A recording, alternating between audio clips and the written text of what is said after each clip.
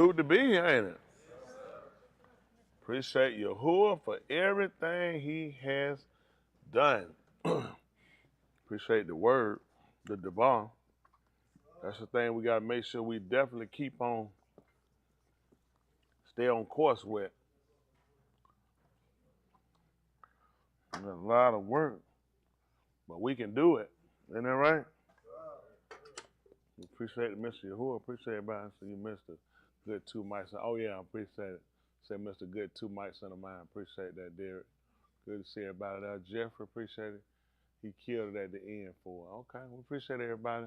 Appreciate everybody for listening in and supporting us. Appreciate we got all different flavor, talents, whatever people want to hear, from slow to fast, the middle, whatever you got, we got it. Isn't that right? You know, some of them they profess by they had to listen to all this other stuff. I don't know. I'm kind of thrown myself. We got enough stuff right here to catch anything you need.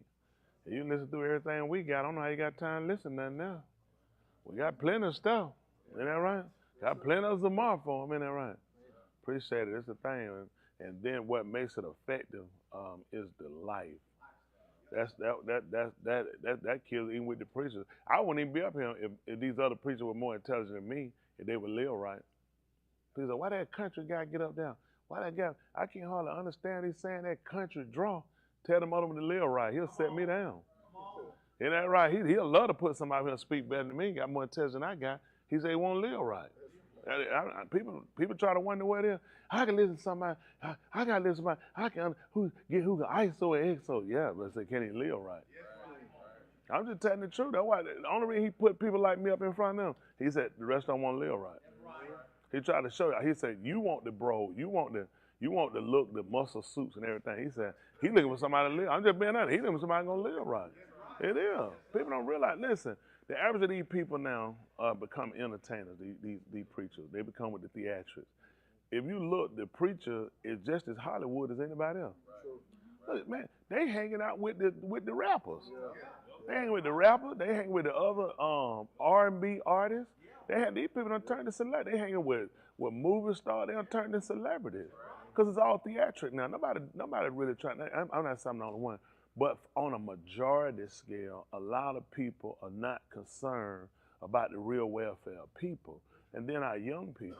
You know, I look at a lot of news, and when you look at it, you just see where we're going as a nation. I mean, absolutely, we've gone, I mean, further than backwards. And I was talking about on the show, if you really kind of look at things, what we did that was a key element that kind of kept stability in the homes was the fact that in the country and back years ago, the grandparents were very much prevalent in the family structure. I mean, for us, I thought we went back to the country. We went back to the country where my granddad was living. If it was Mother's Day, Father's Day, Christmas Day, ain't no talk about everybody. If it was gonna be him, somebody would bring granddad up here. That bottom line, you were bringing it because he was the centerpiece. He was the oldest among us. That was your wisdom. He the one that was responsible for everybody there. Everybody he was responsible. So it was like everything was more or less centered around him. So you knew what kind of decor you had. You know, certain stuff you wasn't doing. They were like, Dad, and now they didn't do that. You ain't doing that now. Now with him in now. So with things you learned that you didn't do because granddaddy there. A lot of stuff they had that. They look for it. Look at you like, you were crazy. Granddad in there. There's stuff you weren't finna cut no fooling now. Now people, but you see, now for the parents, that set a precedence for you because now when you rear your kid, they'll come in, they'll let you know, no, you ain't doing that. They'll let you know, no, don't do that, don't do that. You're not gonna tell them, that's my child. Yeah, you just got knocked out. Everybody looked at, no, my mother, she told her mother took a lot of her sister kids, took them over herself and took them down. They were gonna go in, they were gonna get married to somebody else. They weren't taking that kid. Am I correct? They weren't taking that kid over there. And her daughter, they were going to get married. They had a kid. The kid stand down. You can go get who you want. Listen, my grandma wasn't playing that stuff. She like, that kid wasn't standing on having because they didn't want anything to happen to them. And a lot of times when a woman's young, she won't look at the protection of the child. She'll just look at, I got a man. I need a man. But having somebody that was older, more seasoned, let them realize stuff. If they saw things about it, listen, no question asked, ain't no conversation. The kids staying here. A lot of my grandkids, a lot of my cousins, they call my granddaddy daddy to the day. I go, his daddy just died. He said, he ain't my daddy. He was like, my daddy dead. He told me his daughter told him one day, she said she seen her daddy. He said, you ain't seen my daddy dead. She said, listen, that girl started, he said, what you say out your mouth? He told me, he said, he said, that ain't none of my daddy. He like, they make the sending money and everything. He said, that's not my daddy. He said, my daddy dead. That's my granddad. I said, phew. They said, daughter, like, man, that girl crying. He said, man, listen, daddy, he like, granddad, that's my daddy. That's how he was. He was just seasoned. I mean, he ain't give you nothing. He gave me some money once I had to get a bus ticket. I asked him for it. He said, God, he went in that little bag he had. I heard so much stuff. Now, God, wait, I get this money, bro.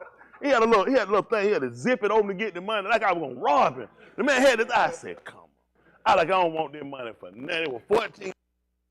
He had to go back. He had to go back to North Carolina. He said, "Add that." He said, "Tell Dad to give you the money." He said, "I'm gonna give it back to him." He said, "I'm just sending it back down there to him." While I walked in that room, I said, "Granddad." He said, "Yeah, man." I said, "I need to borrow 14. God, man, this zipper like that thing was hurting the old. I said, man, I started to walk back there. I said, man, I ain't want to ask you. I started telling, man, I didn't want to ask you for that money. You don't know how bad I ain't want to ask you for nothing. I wasn't going to record for ask you, because he was the man, everybody look, you get granddad. You don't ask granddad for no money. That's a sin. Now they'll take, man, they'll steal out their pocketbook. But, man, you stole my granddad, man, I had a whole family, we'd have rolled up somewhere and killed you. It's stuff that people you just didn't do. He set a precedent for it. So you look at how the family structure is today. You typically having, anytime you're dealing with first-time parent, this is your first time rearing kids. There are a lot of things you don't know.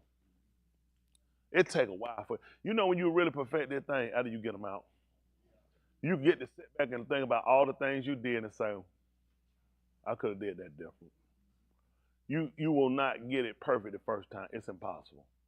Even if you go back and you have something like, because every child's so different. And you learn later, okay, you have to learn. You can see it different with your other kids. Like I see stuff with them. You look, stuff you say, I would grab that early stuff you say, no, it's not a big thing. You learn not. So you're a parent, you look at, I got to jump on the car. My daddy used to jump on me, and I jump. You say, yeah, you jump. We jumped on a lot of stuff out of fear. You know what I'm saying? Because my daddy was tight on me on stuff, then sometimes you realize, do you really know why, or you just kind of following a pattern of, you just supposed to just whoop them. Versus you try to whip them with, I want you to understand why I'm whipping. Grandkids just tear your heart out like that. It's like, you ain't trying to, I'm trying to whoop no grandchild. My grand ain't whoop us. He letting other folks know probably need to whoop that kid. He ain't wasting no time with you like that. But you kind of look at things differently when you mature and you raise them up and you got them on. You look at a little different. You sit back and you look at, I could do something different. I could see where I could have did something a little different. I could see where I could have went a different way. Maybe you might need to talk to him. I need to whoop him like you. Say, well, yours was a different situation. You know what I'm saying? I'm telling you, you get better. Once you raise them up and you get them grown, and you'll realize, you'll look back, you'll say, it was a different way to do that. But when you going in your eyes, it seems like you got that time. We could write a book once you read them up on things I would have done differently. Things I would have done differently. But, it's life. So what we do, you have the opportunity to use and kind of feed off of the grandparent to look at what you can do to be a better parent. But that's something we lost. So you look at a lot of us. Not only are we cursed by the system, of course, Elohim allowed to happen, but we cursed with a system that realized how to break us up. Even with slavery, you had people on plantations that were 3 generations. So there were people to teach them how to do certain things, how to avoid certain things, what you need to do. They listen to the elder. The elder could shut it all down. They doing something. No, they made the decision. We're going to try to escape. They be like, well, no, we got the babies and we got that. It's not good. It's certain things. Young one, they look at me, we just need to go. So what we going to do with these babies? These babies going to be hollering at what when they catch it, they going to kill these babies. Oh, we ready to kill these crackers. A lot of stuff what people don't realize, and even me when I was younger, we criticized a lot of things that older people did. And we criticized it because of the young end of, I ain't going to grow up like them. But you didn't never look at your decision can impact more people than just yourself. Even with Dr. King, I criticize. When I say a lot of people criticize King on a lot of ends, but on one end, I'll give him credit for the move of nonviolence was smart for the fact that Martin had the end of everybody in his ear. Of it needed to be done and he at the end of these white people. He knew they were looking for people to get hurt, and it'd be on Dr. King. And while people were pushing him like Stokely Carmichael didn't have nothing he didn't have nothing to fight like people think. I like Stokely. Don't get me wrong. Wait, let me tell you something. Once you get babies and babies beat, listen, man, stop the mud. Cut off everything. Cut the drum major junk off. That's on his back. People don't look at Dr. King. I want to give him credit for what credit's due. When you're a critic, look at the whole picture before you criticize. Dr. King had to deal with one person come up and not dead. Dr. King killed him. That's him being irresponsible. The FBI, the CIA, and the military, this is what this man dealt with. Most people don't know that. Dr. King did not just deal with no police, okay? Dr. King had to deal with the FBI, he had to deal with J. Edgar Hoover, he had to deal with the CIA, he had to deal with the military intelligence.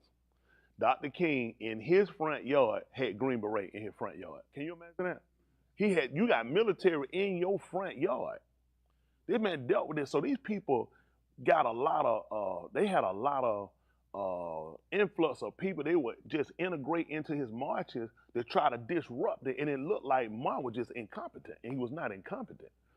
That's what you have to deal with. So you have to move. I got all these people that follow my voice and ready to march, but these people waiting to set me up. Some of these people in here, it's a coup to try to overtake and overthrow this and make it look like I don't know what I'm doing. And once they get and who you think the news is gonna videotape? All they need is some babies on that ground dead, some old people beat. This is Martin Luther King, nonviolent. How these people get hurt? Martin, you should have done better. You should have reassessed this. It should have never happened. And you know what people do? They did the same thing they did with Musha. It had been better for us if we had stayed in Mizraim. So, you know, when it deal with our people, and I just tell you, that's just being honest. A lot of things I know people look at, I changed my stance on a lot of things, and you have to, because you got to look at how much responsibility you have. When you had a responsibility of people's lives, and my first agenda, a goal and objective for what I was put here for was only for one reason. That was to make sure we saved. I kind of injected based off of my personal feelings, which weren't wrong. It's just you just got to know how to contain them and realize what's the responsible way to do it. At one time, it was seen like, hey, yeah, you know, let's get the guns, let's go on out here and do what we got to do. You know, we tired, we got to do that. But who life we talking about? A lot of people that'll say that stuff. Once these people get hurt, they're gonna turn around and they'll be the people on the jury. They'll be the people testifying. I ain't never want to do it. I was brainwashed the whole time. I was forced to get. I kept saying the whole time we didn't need to do it. I ain't have no problem with the system, and that's the part that hurts the cause. I said that even with the Palestinians. Had they had sufficient leadership that really was a visionary, there was another way that they could have fought that and been more effective than the way they fought it now. And you start crying and asking everybody else to come in and help you. Keep reposting. You can't go in and decide you're going to kill people that feel like they're not right and think you're just going to walk away from it. That's the end of the situation. You can't do that. See, this is how they beat you. And this is why I'm just telling you, I say help you out with intelligence. They're gonna beat you with words. They're gonna beat you they use psychological warfare and they lost it. See, once they get you named as a terrorist, I assure you, whatever come out your mouth, that's what terrorists say. That's all terrorists lie. Terrorists always trying to. They have a underneath objective. Let me ask you something. What were y'all when you went and fought in Iraq? Who was y'all going on? Who was y'all fighting? Terrorists. And so if a terrorist started begging and trying to tell you something, would terrorists tell the truth? See? So when they put this in your mind, this is how you deal with people, and this is what everybody keep looking at. Oh, now the president from Turkey, he's pretty upset about this whole thing. He's in Germany now. They had to meet with him in Germany. They're trying to fix this situation. He told them, he said, Israel's saying they have nuclear bombs. He said, you ain't the only one with them. He let them know. He said, your day has come to an end. He in Germany right now. They're trying to fix this whole thing quick because Germany came back to reply. They realized, y'all making a bad decision with your mouth. And it ain't him, Turkey not making a bad decision. They realize this whole thing got to get, because they tired. They said, he told them before, he said, one thing, I want y'all to quit saying they terrorists. They're not terrorists. They're liberation fighters. You know what I'm saying? But it's because they're looking at, they're fighting for their land. They're fighting for what they're saying I had before you came, almost equivalent to the Negro struggle. So I'm not putting them in our situation. I'm just letting you know you have to look at another person's perspective. A lot of times we've looked at people as terrorists based off of them, so you tend to give no validity to their conversation. And it's not fair. That's the psychological part. So anything that you do, I'm going to say, who else to do it? Terrorists. Who came in here and shot and killed these people? Terrorists. But when I go and I do it, you know what I'm saying? We're killing terrorists. So when a baby get killed, when old people get hit, you know why? It's because of the terrorists that you guys allow to sit and integrate among you. So every death that I take and I make, it's got to be the terrorist's fault. Because if there were no terrorists, I wouldn't be shooting and I wouldn't be bombarding you. See, this is the psychological part of how you get beat every time. So once you know how your enemy fights, then you gotta use a little more understanding, realize there has to be a different way to get this liberation to where you don't cause so many people to get hurt. And I don't think they'd use the real, I think out of their frustration, they got some tactics together, but it wasn't practical. It wasn't practical to walk in and say, you're going to take some cities and you're going to start shooting and you're going to kill some soldiers while they sleeping, some kidnap, some people that you're going to leave out of here. And they're going to say, you know what, y'all need your own state. It was a really dumb decision. And the people that support him, from Iran to Syria to Yemen, not too smart. A lot of times you're dealing with white people, and it's just being honest. They only deal with logic and ethics when it comes to their benefit. They'll never use logic and ethics when it comes down, they have to give up something. You have to know who you're dealing with and what's the best way to move to get your agenda done. And it's to be honest, there is no way for them to accomplish their goal without violence, simply because, just being honest, this is the propaganda of the European thinker.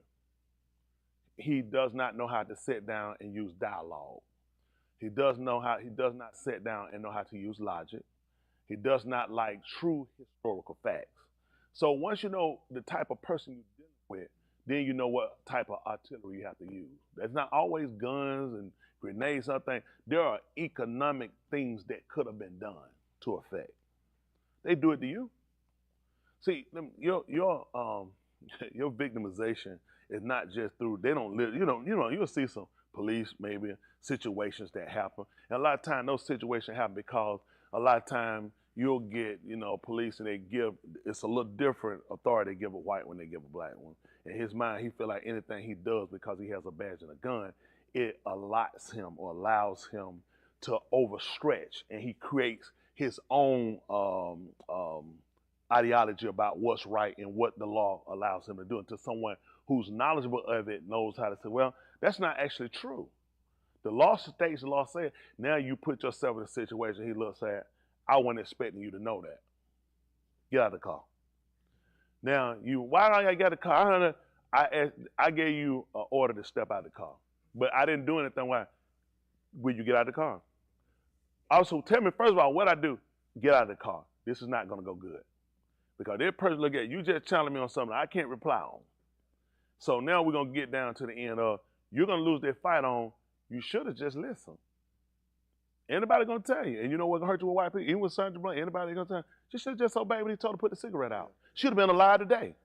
Come on, that's what they're going to say.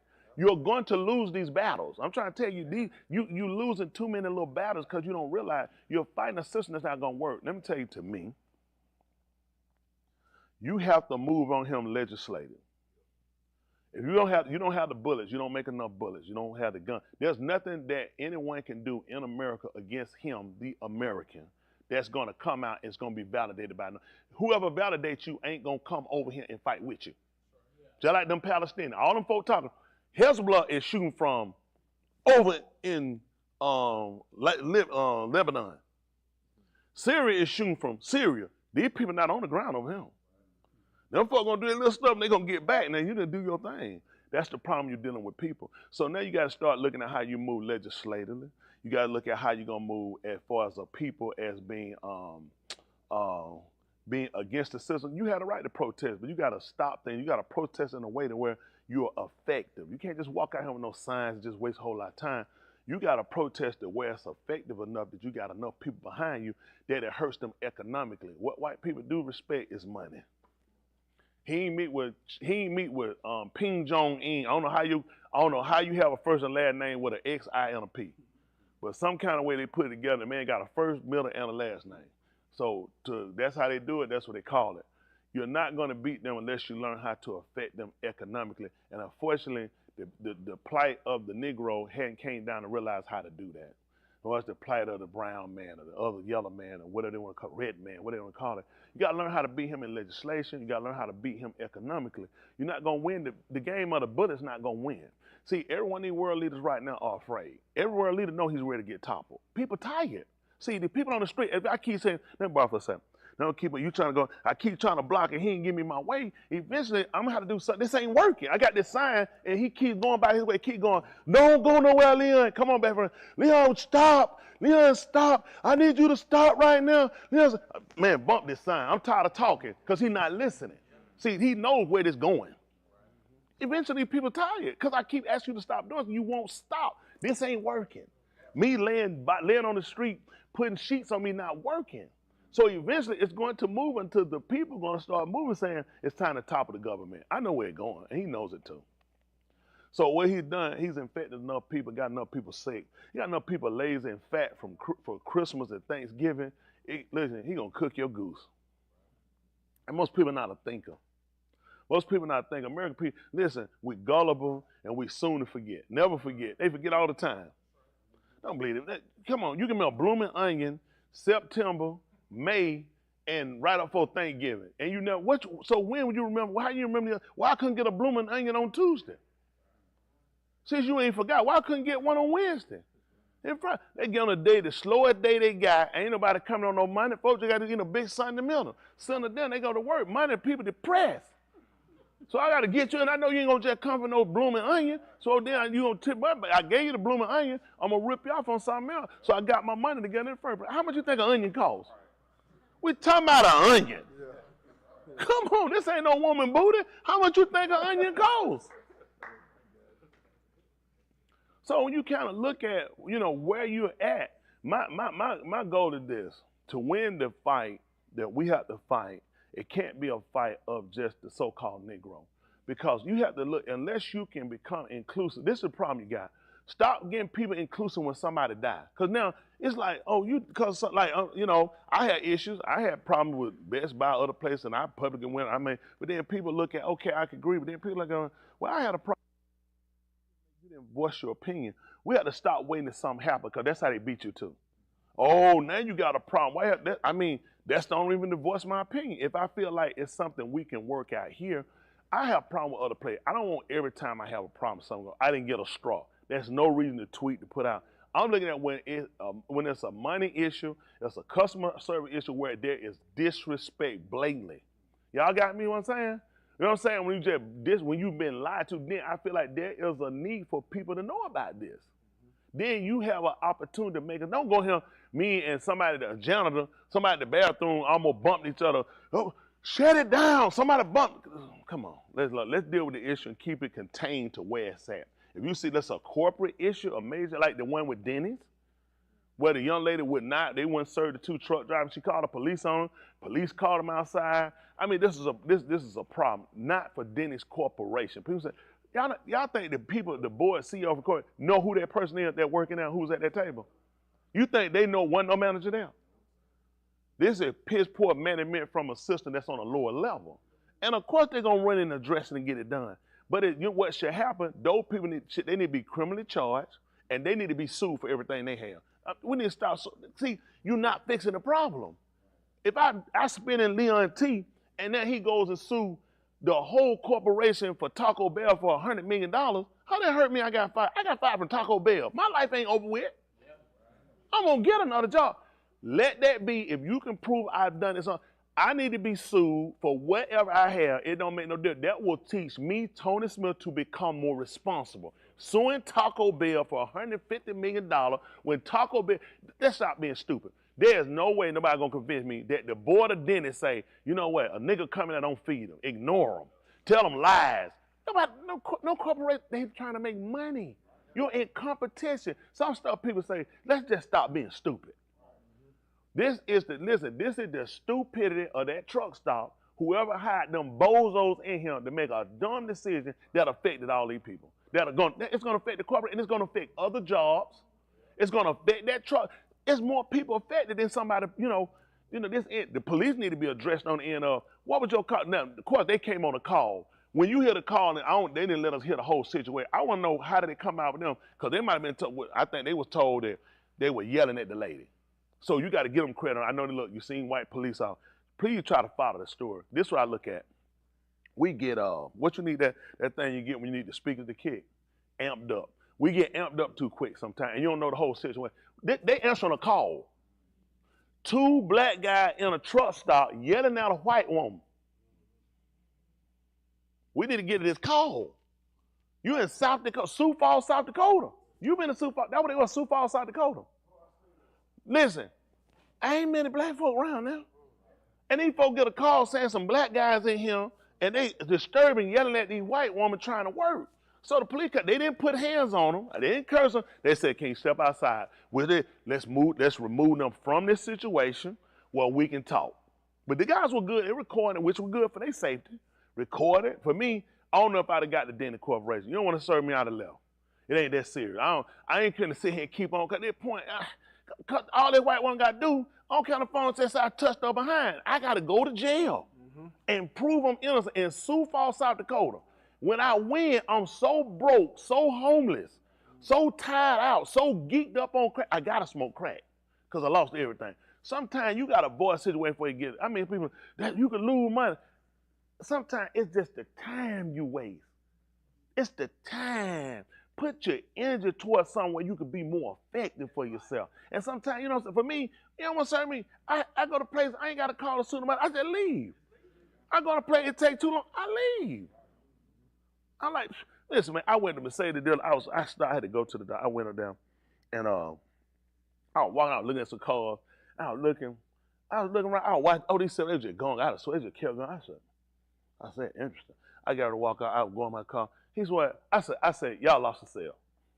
He said, what? I said, I lost. I said, I knew you probably think I'm going to have that. I did this. I said, let me show you something. I put up my bank account right quick. I ain't lying. I put it up. I said, that's my bank account. I said, I wasn't begging for nothing. He said, that's not the only one. I sat down, put him up. I said, now look at that. He said, what you do? I said, I don't want nothing. I said, I want absolutely nothing. You lost it. I said, you tell your friends. I don't know what they were thinking when they were walking past me. I said, I was not just looking. If I saw something I wanted, I was buying it. And I was paying cash. I said, I know you think because I'm black, you probably think I didn't have nothing. He said, oh, no, it ain't that. He said, let me give you my cup. I said, I don't want nothing from you. You lost that. You lost that privilege. It's nothing that you said, you ain't trying to steal nothing. I at least respected that. So no, I ain't trying to steal, I'm buying. But, that's what we in society. Don't always assume something. Right. You know what I'm saying? And that's the problem we have. Everybody should be allotted the respect, regardless. Give them the respect. And to me, all these companies need to put a lot of these folks in fire, because a lot of people have piss poor customer service, and this is what's called business. Y'all know why a lot of these business shut down? Let me tell you why. Theft. Sorry lying workers. Kill. Let me tell you something. Yeah, listen, I know y'all. Listen, you here. Y'all in here out there. Y'all. This is what hurt corporation. Sleeping, fooling around, lying, and lying about your hours, what you still. You shut them down. Over time, people look at, when I do my numbers, I look at my profit and losses, shut it down. Y'all, the problem they forget, the people on the place already rich. You dreamed about being rich.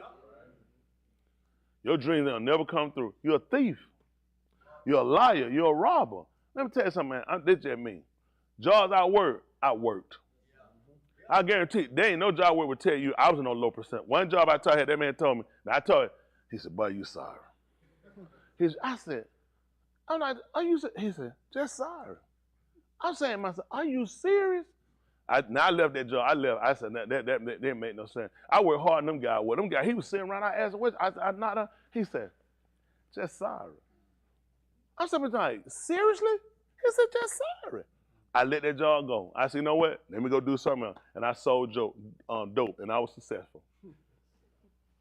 I refuse to sit on a job, and somebody look at I don't do the job, and I know I do the job. And I look at the job, I do it in integrity. These folks tell never drew again late. Like that stuff, y'all be like, late stuff? No. I don't play that stuff. Just get there a minute before I start. It just piss poor character. Listen, when I worked for myself, I did the same thing. It's just stuff I see. I say it's bad karma, but it comes from the fact this what killing people. I want to get my own business. My best agenda, I tell people, don't do it. You're gonna fail. You piss poor for yourself. You ain't gonna do no for somebody. You gonna be pissed because you might think I work hard myself. If you had it and you had the integrity, you were already short and zippified on the job. I'm telling you. Okay, go look at folks successful doing it and look at people not. Go find somebody that's sorry, stealing, lying, got a successful business. Boston, when you work for all one, how sorry you were? How many times you did lay off and wouldn't come to work? What you say? I'm just get my hours and get out of here. Overtime. And what you got to do now? That's primitive. I don't know what folks thinking. How many times you do it? You can't do it. I'm telling you, people had it. Man, they got it made. You don't have it made. You have the responsibility. All y'all do is just go and show up. Don't you know all your stuff is created by other people? And you disrespect that right or looking at, listen, why y'all think all these people out here home why I messed up? They effed up corporations. And these corporations were like, I can't afford you and you're whining. Hold on for a minute. They made $45 billion and they took $45 billion home. This is a retard. How many plants they got? How many belt lines they got working? How many insurance and pensions they matching and taxes? How many 401ks they matching? Paying all your health. Man, Blake, this jump, my health care done went up to $65. Do you know how much their portion is? You got your whole family, your kids sick every 5 minutes. Let me tell you something. Most of these people don't know this. I know you don't know no better. When you have these big companies and when they get insurance for you, do y'all know what mess up everything? Sick people. When they get them bills, okay, you ain't sick. Your wife stay, your kids stay, and everybody else here, wife and kids stay sick. Those people, insurance company, come back and say, this your new premium. So when you get your raise, they give you a raise, and they say, this your new insurance payment. What the F these crackers? Every time they give me some crackers, done took the money up. You and your wife and kids start that doctor office and see if I go up next time next year. You and your wife, y'all clap those. Why right now? I gotta go to the doctor. You just pulled it. Oh, you right. I need to see a specialist. What do you think a specialist charge? It's a these people have no idea. One plant General Motors will have 7,500, 5,500 people. How many people are married? How many kids do they have? You're covering insurance for every one of these people, and these people going to the doctor. So when your insurance get through that, listen, your insurance has a $1 million total payout. Most of these people don't know because they don't do business. Most of y'all don't know. I just listen. I sit back. I just be listening. I be listening. $1 million payout. Do you know how many folks already exerted that $1 million? You think about this. I got your company paying me, say, $24,000 a year. I just paid $1 million out for care. How did I make money? I'm going back at them. This is the new print. I'm telling y'all something else what folks don't realize. An insurance company will get you fired. Okay. I know they don't know no better. They have no idea. Insurance comes to get you fired. They'll get you fired. It ain't hard. This your new premium. Not for that for everybody. We getting ready to have a layoff. Most of these people, they don't even know why they get fired. See, let me tell you something. Do I know everything? Yes. No. Let me tell you something. A lot of stuff, people have no idea. There are so many moving parts with a business. You have absolutely no idea. Workman comp. Oh, my goodness. Oh, my goodness. When you go to workman comp, they have to go to workman comp. I piss. Cocaine. Workman comp said, well, your insurance policy stay the same. Not tight they finna get. These are separate premium. This had nothing. Workman comp. Why y'all think this is dumb? 365 days, no accident. You know why they do that? And we don't report it. Don't report leak. We almost get it. We gonna have that barbecue. This is to keep you niggas from going here and filing a claim, because that premium is so high, I'm going to have to let y'all go and shut down the division. You know, they keep looking at, we making money. You costing me more than you making me. It's not bad. They don't know that. How many of y'all didn't know this stuff? Tell the truth. Look at, you ain't know who did it. Them crackers. Man, I'm so sick of them crackers, man. Crackers. You know, crackers in business 101. There are so many moving parts. I'm going to get me a business. I can't wait till you get it. I'm going to go work. I'm going to shut it down, too. I'm going straight to the doctor every day. And I'm filing workman comp. Come to work, clock in. Workman comp, my wrist. And I'm going to piss dirty. Well, I'm going to take somebody else's dirty piss and pour it in there. Had one guy, he took a drug test. He was so worried going to pay. They told him he passed. They told him he was also 3 months pregnant. He already knew he was fired. He already knew it. He ain't come back. He ain't know. One of the folks told him he was pregnant, 3 months pregnant. They told him, they said, you're pee clean. They told him to pee. He was clean. They told him, but you're 3 months pregnant. He had a girlfriend to pee. You know those short, right? I don't used to come and tell me, you know what I'm saying, all this new sex stuff out here. They don't know, you know what it is. But see, this is the stuff, because these people start looking at, people don't take it serious about being responsible. You know, I'm telling how y'all fall out. This how you mess up. Man, you trying to work off of them crackers, man. Kill yourself with them crackers. When you find people like that, get away from them. Those are people shut businesses down. Them people pay your wage. Your job supposed to be fair. You supposed to be just. I don't know, folks. This how preacher. Man, I had them guys came got me one time. Them guys told me, they was like, preacher, man, you need to slow down, man. I said, I was trying to figure out what. Listen, I thought it was some gang stuff. I'm trying to figure out what it was. Yeah, preacher, like that, man. You running? The white man came. He gave me some paper. He had his son. He said, come on. He said, do you see the times on that paper? And I was trying to figure out what was the problem. I was like, was I moving too slow? He was trying to son. He said, look at these times. He said, what route you want up? I said, man, I don't care about no route, whatever. You know, I just work. I came from food service. Everything I did, you had to run. When them breaks said, shh, my door open. I ain't lying. Because I'm on the time, I didn't get paid by that. It was on, listen, when they put them break, that thing said, shh, door open. I jump out the truck. I only walked to that. I hit the ground. I'm rolling. I'm inside of one side of the truck. When I first got there, sometimes I had to fall out because on my toes, I got to break boxes are loose so I can get my feet in there. So I'm on my toes to break them loose. Listen, man, I got to get it. I'm throwing a man low. When he get through, I'm in the next side. Refrigerator, I'm dropping them. He rolling them in. By the time he get here, I'm on the dry side. I'm dropping everything dry. Cans, I'm dropping bags, flour, everything. I'm dropping on the ground. I get through, I'm locking. We put it in, we come back around, lock it, we back in the truck, we rolling every time. So I learned how to do stuff proficient, and you got speed time. So I'm looking at these guys, I'm like, these guys clowns. Listen, this is no joke. I did the job of 3 people. And listen, this is no lie. I did that and I slept. I had so much rest on that job, and listen, I'm doing the job of 3 people, and I got an opportunity to go to sleep for lunch. They were sorry. They were brainless. They were so dumb. They would go to a stop, deliver. Guess what? You come back to pick up at the same place. These dummies are going. I sat right here. I said, that's mine. I said, I get that now. They said, give me. I said, it don't make sense. I'm not coming back here. That makes no sense. I said, you wasting gas. You wasting fuel. Man, let them call you and tell you. Why? They were so sorry. I ain't never seen so many sorry people in my life. But then I came here. I said, these people have relatives. Because it's always about trying to get over. Everything ain't about trying to get over.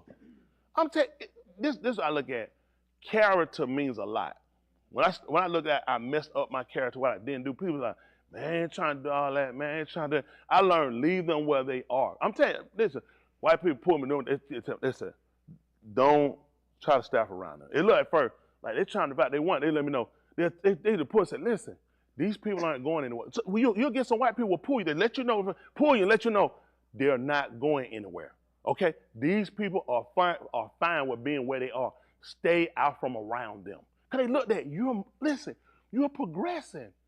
I was going to sales one time. Them guys, oh, man, you're going to crowd, trying to kiss up them crowds. I started with, what? Man, get them. They hate to see you progressing. Don't pay. When you find people, I'm done with you. I don't fool with anybody. No kids. No. You want to have you. Why wouldn't you want people to say, "Hey, that's who you want"? You can have confidence in that person. But they'll have you around here and sneak, hide, man. Nigga, it's a sweet spot back here. Come here and lay down. Stay out from back there, man. Stay out from back there. Them same jokers. You know how they get caught? Yeah, man, dang, be back there in the sweet spot, but he ain't want to hear today. That ain't gonna be. You know, leave him alone. I'm telling you. You learn to leave folks alone. I'm telling you, folks will take you down with them, and you'll think. Some of y'all here, how many of y'all know what I'm telling you? Too? Man, listen, man. I don't pay people. You're not trying to progress. I'm not interested in that stuff. I'm trying to keep moving. Your book ain't told you to grow in con and now people are, oh, I see you trying to kiss. I see what it is. You trying to be their favorite. When you find out, loser, that's how, you're a loser. That's what, you know, they'll do that to keep everybody down, because once you start moving, the light get on. When I came up, I'm telling you, the light was on them boys. It was rough. Man, it was hard on them boys. And then I kept, slow down. You need to slow down. I had to jump out the dock. He said, Pretty, what you doing? I said, what you? He said, man, you jumped out the dock. I was in my 20s then. You know, I'm like, by the time I walked down the street, I'm trying to go. They said, man, you need to walk yourself. Don't be jumping off no dock. Man, you can get hurt. That's a claim. That don't worry me get hurt. They look at them times. Because they want to put them times on there so the man wouldn't mess around. I hit them times. They what time I hit, they what time I left. He looking at you in and out. He like, in and out. That we try. Because you start looking at this. It ain't about the man. I needed my money to take care of my family. I didn't try to come to the job to get fired. But these guys don't care about integrity. Integrity. And then being somebody, man, look here, I get rid of this many folks if I get rid of you. See, they don't know, when something come down, them folks start looking at who I'm going to keep. Folks ain't stupid. You remember you went out there, what was that, I think Texas or Virginia? How many of y'all went out there? How many of y'all came back that they kept? 8 went out, they ain't keep it 2. 6 of them, you know, they told them, you're a Texan. Them folks don't live in Texas. They said, if I was you, I'd move out there. We ain't got no work for you back down here. That let you go. Man, these folks start looking. These folks like, man, I ain't be rushing through this stuff. The folks watching, I'm losing money. Once people do their numbers and realize they losing money, you out the door. That stuff cute. And that's what a dummy don't realize. They just come with their slick stealing. Eventually your slick stealing catch up with you. For a reason, I'm just telling you, the best thing to do, man, go in there, you want to do integrity, you do your best. It ain't about trying to beat everybody. With me, I ain't make nobody know my goal. I just went in, this is what I do. Don't get me, this is what I do. You know what I'm saying? If I do something, I want to know how to do it, and I want to know how to do it efficiently, and then I'm going to make sure I do it well. Isn't that right? And it gonna show up. Unfortunately, you been exposed. Like that time I told you that guy was out there, he messed up everybody minutes. They had downtown Atlanta, apart from 5 Point. The guy, they folk come down there and be teaching, preaching. He just walk out and just start telling folks, he preaching, got him a little crowd, all prophet. Just walk on by there, hit another spot, he just taught man stuff. False prophet. He kept going, man, just got tired. He had a thing of water that he wait. He got tired, he threw it out there and missed the guy, hit a lady. He been exposed, I told you, folks. God done chased him. he let the best of them, throw that water and hit a lady. Then let the phone know he been exposed. Listen, he did what he did. He shook everyone they ministered down there. Man, did what he had to do. So, hey, it's all about, listen, when you do what you do and you're effective, it'll prove itself out. If you're ineffective, it'll prove itself out. I tell people, you don't want the bad. See, people say, well, I don't want to have to respond, but I don't want to have to worry about, well, anything you get trying to worry about, I might well go and get the best I'm going to get. Like I said, I'm on the best bang for my buck if I'm going to do it. And that's how much it pay. If it don't pay more, I need to move to get there. I need the most I can get. Because the most I can get ahead. I can't get ahead if I'm still getting the same thing. Because eventually you learn to live to what you have. So now, only way to get more is the downside. See, you got white people have that mentality. That mentality comes with a set of people. That's why I tell you, you cannot interlock everybody in conversation. You'll get people, I'm telling you, when people see you progressing going, they'll tell you, man, I would do all that stuff. Man, if it were me, I said, I'm watching you. And I ain't trying to be you. I'm just telling you, I'm not trying to be you. But I'm on boss one out there job. Boss one out there as a security guard. He actually came the guy brought them in. He was the manager. He was the supervisor. He came and brought them in. He was the supervisor. Supposed to be the supervisor. Boss went out there. Boss was out there. Boss was at that gate, and he had the worst position that was out there. Boss had to stand, and that job caused you to have to stand up. Only time you get a break is when you take your break, and by the time you walk up there to take your break, it's time to walk back. So it's not even a break. And that man called me one day. He said, yeah, preacher. He was saying, pray, Lord. I said, yeah, pray. He said, yeah. He said, yeah, man, I was looking at quitting that job. I said, huh? He said, yeah, man, I just, tried to quit that job and go. He said, man, I was out here the other day. He said, the gate, let down the gate and hit his shoulder and broke. He thought I forgot about that then. He said, gate hit it, the gate went down. You know how they let the gate up the gate and hit him and broke. He said, I figured I would go ahead and quit. I said, yeah, you'll be all right. I said, just go ahead and hang on in there. I know he looked at, what in the world? But he wound up going up and helped a whole lot of other people come in and get a job. You can quit. I'm telling you how life works. A lot of stuff hit you, and at the time, if people wait, just like with the word, everything proves itself. This is the people don't wait to get made. You look at anytime, how you ever gonna get made when you quit? When everything come in adversity. Sometimes if you wait, it builds you up for somebody else. Now the man got his own company doing it. But he'd have walked out and quit. Then what he done? Probably not go down there. Thank you for coming to Chuck E. Cheese, little kids. Man, you keep quitting, that don't pay gonna hire him. Would you like to get some token with your pizza? I mean, like, are you serious?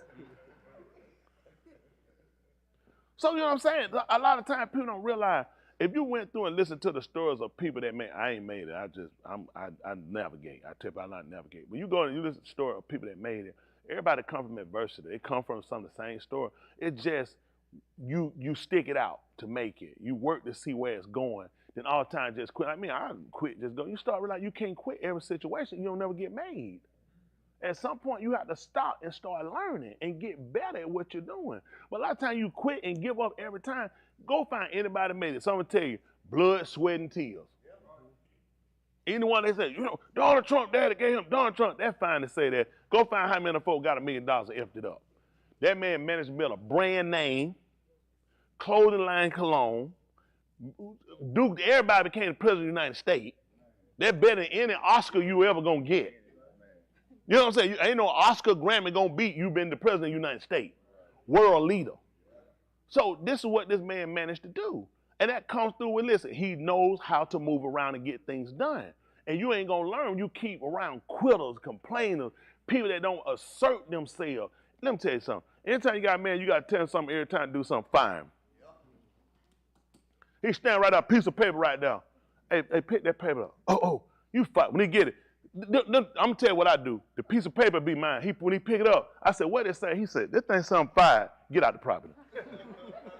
You stood by a piece of paper and I had to tell you to pick it up. Y'all hear me? You fire him. Once you catch a person, you have to tell him, you fire him. I'm telling you that because you got a person that'll hurt you in the long run. I'm telling you, I had a picture years ago I had to carry around. I got this and zeroed it from a company. It was called Not My Job. Anybody heard that? Not My Job. You ever seen the picture? The picture is a man riding down the street. He's painting the yellow line. In the middle of the street. There was a dead possum in the street. He rolled over the possum and sprayed the yellow on the possum. So when the possum moved, the yellow line is missing. And the thing behind it said, Not My Job. Because he looked at, they only paid me to paint the yellow line. They ain't paid me to move nothing out the way. So he just sprayed the possum yellow and kept moving. So it's little stuff, common sense to tell you. You know what I'm saying? But man, F it, I ain't my job. They want me to pay. When you got people that think like this, and I know some of y'all, this is how you think. I know, because it's been your life. I've been now. I've been now. I'm criticizing you now. And you realize it will hurt you in life. It'll hurt you, just like salvation. Yahuah has done things through Yahusha. Yahusha has done things of himself that he was granted from the Abba. Now you got to do the rest. And your problem going to be not your job. A lot of y'all are not your job members because you won't assert yourself. You don't have that mentality to try to move, to grow. He told you to grow in grace and in the what? Okay, how many of y'all have successfully done that? You ain't got to raise your hand because you'll be lying. You know you have it. See, right here you find another failure because you don't see it happening. You need somebody to come get you and do everything for you, and this won't work for you. I'm just telling you, you got to assert yourself. Man, listen. This is why we have to have a relationship. Through the relationships, you grow the confidence in what he'll do. You have to be willing to trust him.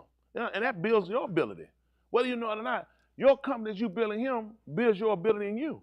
Why would I make a statement, I can do all things through the Mashiach that strengthens me? How could I say that? Through how? How did I get that confidence? Through this man, through relationship. The relationship built the confidence to make the statement. People say it, but they don't actually believe it. It's just reciting. It is because I have built a relationship and I've seen what he's done when I've leaned and looked toward him. So when you make a statement, I can do all things through the Mashiach, which strengthens me, I understand where it comes. Watching him work by me, availing myself and limiting myself to allow him to manifest himself, strengthens me to know I can do this. I can do this. You will faint because you never get an opportunity. Just want the truth. I want to help y'all out. I want you to be better people. I want you to be better people, all the way around, everything you do. There are so many different factors that play a part of hindering us from progressing.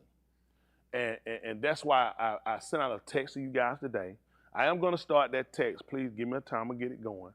And I was waiting to get enough people in line. But the text that I'm starting is going to be only for the people that confess. And there's a purpose why. That's not against the rest of them. There's a reason why. I need them to stay in a state of mind. Same way you guys, I need them to stay in a state of mind. Because as soon as they made that confession, reality set in later, just like you did. Reality will set in, and what reality sometimes will come in to try to do what we call reality. It's more or less, I guess, say the alter ego part.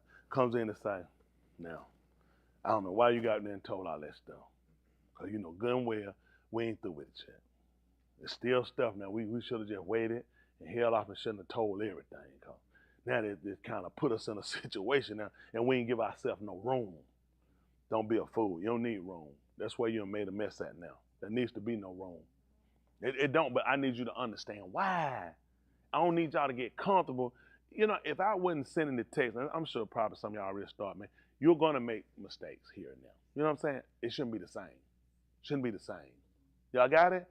And putting it where you made a commitment, made it to where now you have a responsibility. You know what I mean? People sitting here and they don't have no responsibility. And you know what I mean? I come when I want. I kind of go. If I don't come, ain't nobody count on me. I ain't got to answer nobody. It's all on me. That's dangerous. You want to be accountable. You want to be accountable. It makes a difference. I'm just being honest. You want to be accountable. When you're not accountable about it, then there's no real reasoning. There's no real. There's no justification for asserting yourself. Who knows? Who cares anyway? Ain't like I do nothing. Ain't like nobody counting on me. You need to be counting on you.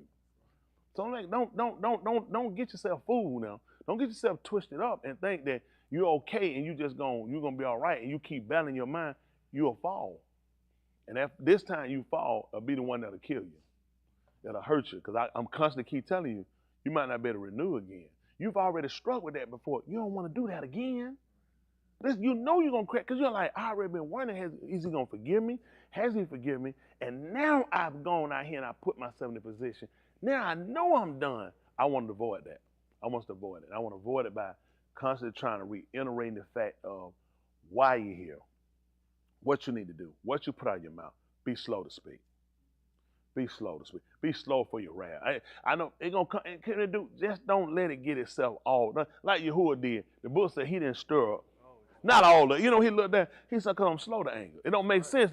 As soon as he got mad, he don't burn the whole place. It said, ho. You say you slow to anger. Why y'all think he let that thing sit that long? He trying to zip, cause otherwise he'll tell a Khazar, he'll be like us. Didn't I tell you I was slow to anger? He gonna destroy the earth or rocks cause he angry. He's something slow with that. I don't move too fast. He said, I know how I get. He said, when I get mad, I tear stuff up.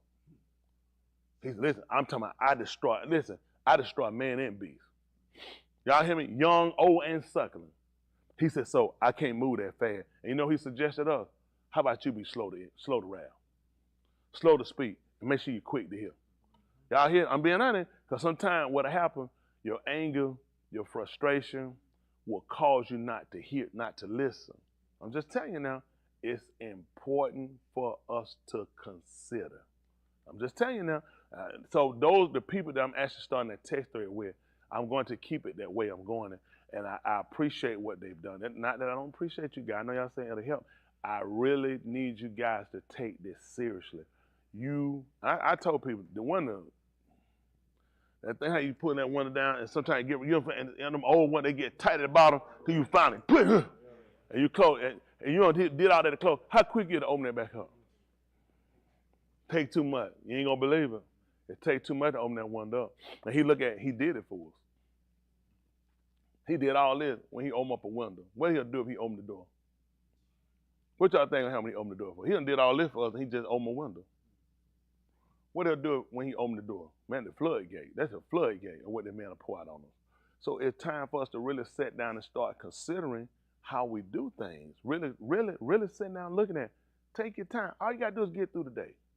I don't know what I'm going to do Monday. Okay, we're moving too fast. We at what they call Friday night. Let's let Monday come when Monday comes. But today, let's make sure we'll come. We know it's Shabbat later, but this day, I don't want to throw people off, okay? What they call Friday night, okay? Let's just get this done right now. Because can you live tomorrow today? Can you live Monday today? Only thing you can live is today. How about let's get that right? Stop jumping the gun and trying to run too far. I already know me in about 3 or 4 weeks. In 3 or 4 weeks, you might be dead. Let's make sure we get this right. So for the people, they don't have to now, please. You ain't got to, ain't no command. I want to offer you that because I want you to stay consistent now. I want you to look at now you committed yourself to something, and Elohim has allowed a door to open for you to get an opportunity. Somebody say, listen, I'm going to send you this. I want you to make sure you stay consistent. I want you to consider. Just like I want it for everybody. But you have to, I know some people say, well, I don't see why all that got to be. Nothing to do, nothing. I don't feel like people need to know my business. You ain't going to believe it. In the human march pot, everything we told, everything we didn't tell, it coming up then. You ain't going to believe how many folks going to know your business then. Oh, that's it. Oh, all your private business, and it'll be more in detail. I already get out the way now. Listen, I said I shout, I'm pure from the dumb of all unashamed. Y'all hear me? I ain't got time for this. This is unified. You got to do that for yourself. That's how you live. So at the end of the day, you got to be clear for yourself. You can't worry about what other people looking at. Ain't nobody can judge you. All you got to do, these folks ain't living no better. The folks going to tell you, I ain't never did nothing. They ain't never telling a lie. Everybody done something. Even Solomon, who they call Solomon. You know him, he talked to Yahuah. He said, when he talked about we got put the words we commit qatar. You know what he said in parentheses? He said, ain't no man ain't commit qatar. He said, ain't none of them done. He said, ain't none of them ain't done it. Other than Yahusha, ain't that right? But Yahuah, but the rest of these guys, forget it. He told you ain't nobody on the rock greater than Yahuah. And they for him, they want to be like Moses, everybody else. Yahuah, he said, ain't nobody born of a woman been greater than him. He said, say he least in the shaman. And get what, and remember he was working all them signs that time? I ain't working one sign. He said, I just hit your slap with book. He said, I'm like, this mine. You want to see a miracle? I'm going to put this book on you. And he heard it. He didn't do one sign. He couldn't turn over. You gave him water today, it's still water. You can't him and you came crawling and touching him in church. That man take his foot and said, man, I'm going to pull my drawers down. What you trying to do? He like, you straight, brother? He like, cause you ain't getting no heal. I tell you what, I'll cut you down, though. I'm saying he give you the word. You see what I'm saying? That's what he tried to tell. Man did nothing. Man, he couldn't shut Shamaim up. He couldn't have, you'd have went down to the young, and closed your eyes and thought you were finna walk out in the dirt. You'd have drowned. He said, man, you can't do no miracle. He ain't sent him to do none. All that man supposed to do, what I do, I come here. He said, man, make a straight path. He was cutting down the middle, letting everybody know what side you're on. That's how he made a straight path. He see them folks standing there. He said, man, I'm crying out in Bamart, bro. Then he saw me in his tree. He saw him crying out. He cried out to them trees. Ain't nobody preaching no tree but him. He cut down on them too. He said, that axe going to be laid to the root of you. That's what he was doing. They were so done. You to be out in the bushes. I know, that's how much intelligence you got. That man was preaching to people. He told you, I see men in his trees. Nobody would have caught it. He done told us. That's what I said. I don't know how these people think you'll be made town mean. You got to have it. You got to have the whole book to be complete. I appreciate you. So, again, we'll take the name we got now. That door be closed. The names I got are the ones I take. You come out, oh, well, it ain't for, if they don't get what I'm spending, carrying. Made for him. Kid, you know how long it took you to say that? Why you think got that check here? Who been teaching you? Who your teacher? That's why you got that check. See, so you earn your check. Everybody done said it. He wait they got through. It ain't made for him. Yeah, that check made for you. All right, this is again, we use this program. I do not have 100% confidence in this program, 100% confidence in the King James version, 100% confidence in Entity version, because they all come down to being basically somewhat argumentative in certain points. Everybody will say that they're completely right, and I would say if they were honest, they'll tell you the truth. Unless you have the authentic writings in their full entirety, they're gonna be fragmented pieces. That's the cool. You got crumbs, but it's enough to put a man into living Talmud. That part, make no mistake, you ain't gonna find him say, it's hard to tell if I ain't supposed to be fornicating, if I supposed to be committing adultery. The basics of him.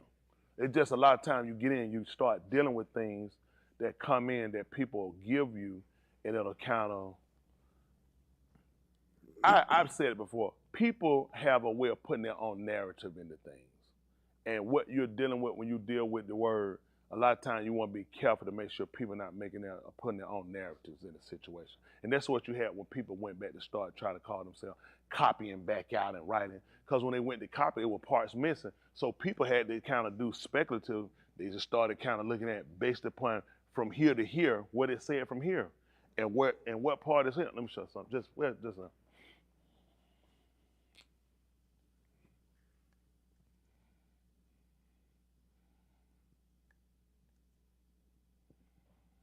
This here said, go to. So we go here, let me see.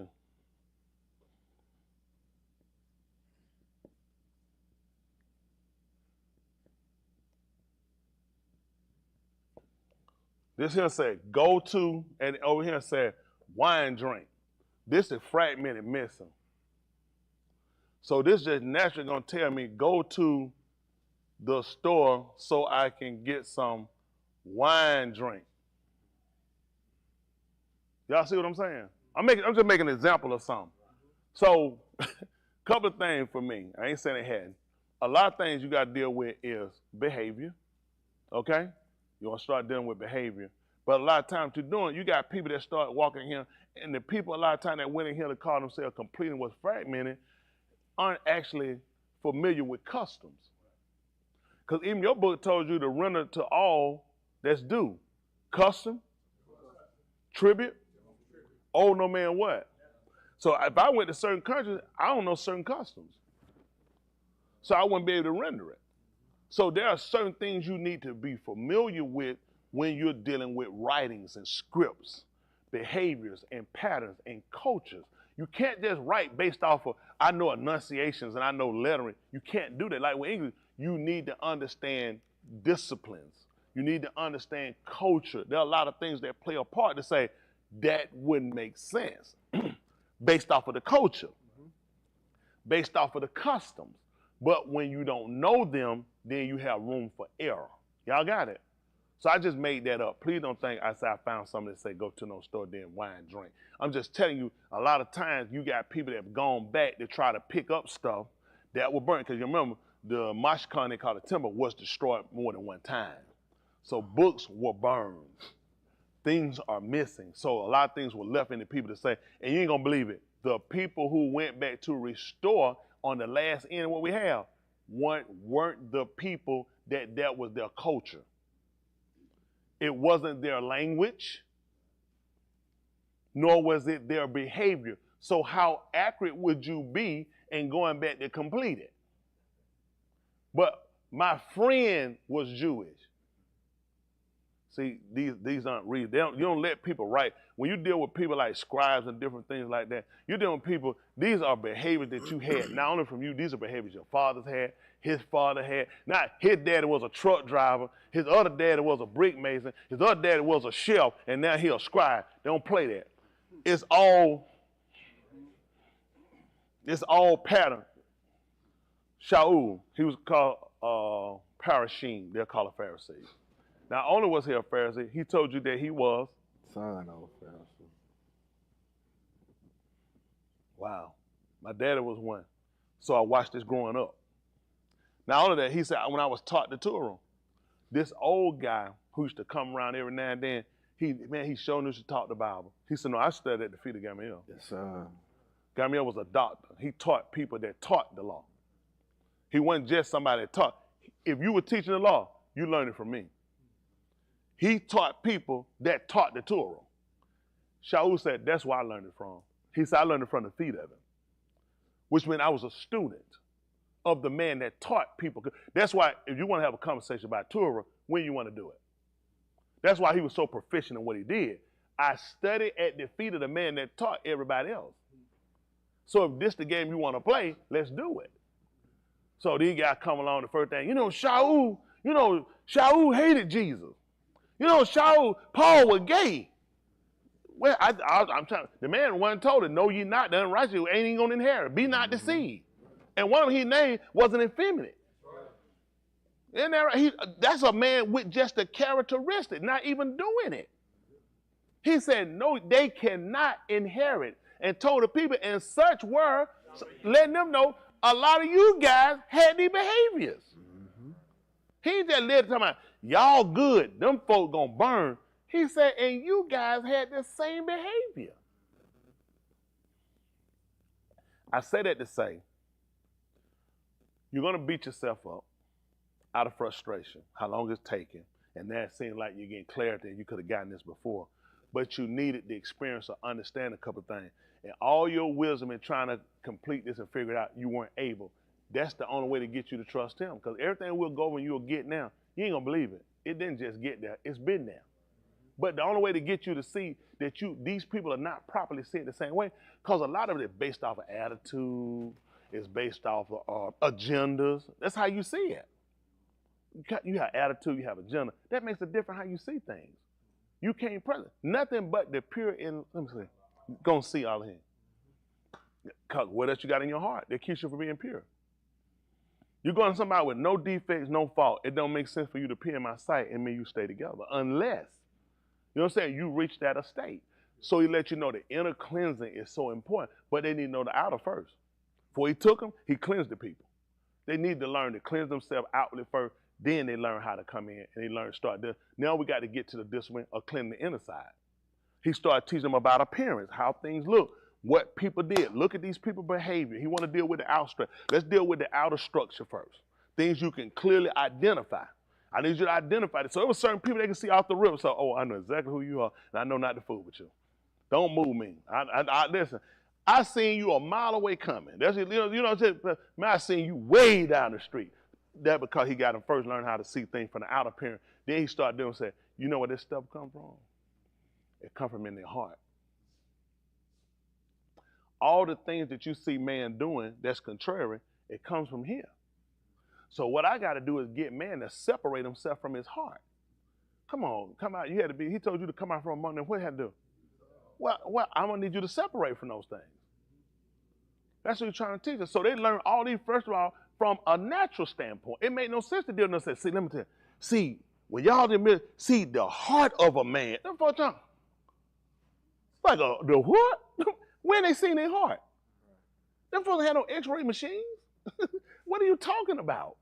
But they knew things they could see, things they could physically handle, things they could physically smell, things they could hear. And he started allowing them to look at certain things. If sinners entice thee. So now these are people that are coming to try to get you or persuade you. Now he came in and started trying to let you know, matter of fact, you persuade yourself. I need you to look at yourself that you could be just as detrimental as a person. Every time a child get in trouble, they blame another kid. See, Leon Simpson, he was talking to me, but then now they caught me, I'm in talking, and Leon didn't come to class today. So they said, so who that is? That's me. That's what he had to show you. He started removing other people and showing you, see, it ain't them people. You got the same thing in your heart. Then they understood what they had to separate from. I got to get away from behaviors. I got to stop letting things enter in and I attach myself to them. Y'all got it? It's so important. I know y'all, it don't work. It's too basic. Stuff like that, you want something way up there and flip around. It ain't going to save you, though. A lot of your problem come in, you learn. I see people do. People don't move me. That stuff don't move me. Listen, once you know where you're going and you are sure of what you're doing, man, that stuff don't move me what people doing. It don't move me not one bit because I know what I'm doing. It's just I know in whom I believe, and I'm persuaded he'll be keep that which I commit against that union. Now these people with the error and defects that they made, that don't move me. Any of these books these people get, they're gonna find fault. I don't care what. Listen, let me tell you how bad it is. These people going to get the original writings, direct scrolls, and lay them down, and I don't believe nothing come out their mouth. That's how bad it is. Because first of all, there's nowhere in the world they can tell you how this stuff enunciates. First, I'm going to tell you, everyone I love, first of all, they're going to tell you they're consonants, they're not vowels. A lot of stuff you get in are Greek. Everybody came and give you a discipline you never had. There's never been a time they know nothing about no vowels and no consonants. No one knows nothing of what you're talking about, okay? Of course, they know certain how they might move their mouth. This is only to tell you about what restricts air when you enunciate certain letters. They're trying to bring in a discipline that does not fit an arbitrary people. Y'all got it? You're trying to put something to make it where you can enunciate. It's so much stuff these folks got messed up. Please, let me tell you something. Please don't be moved by none of these people. I assure you, they don't move me. It's not hard to break down everything these people got. They're really not proficient at the play. Let me tell you, we've been fooled. You've been fooled. Don't believe them. Go ask these people, say, who taught you? Who taught you that? How did you get it?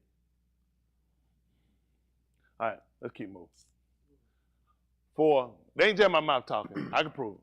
For whatever Nikatab was written before was Nikatab to lumber.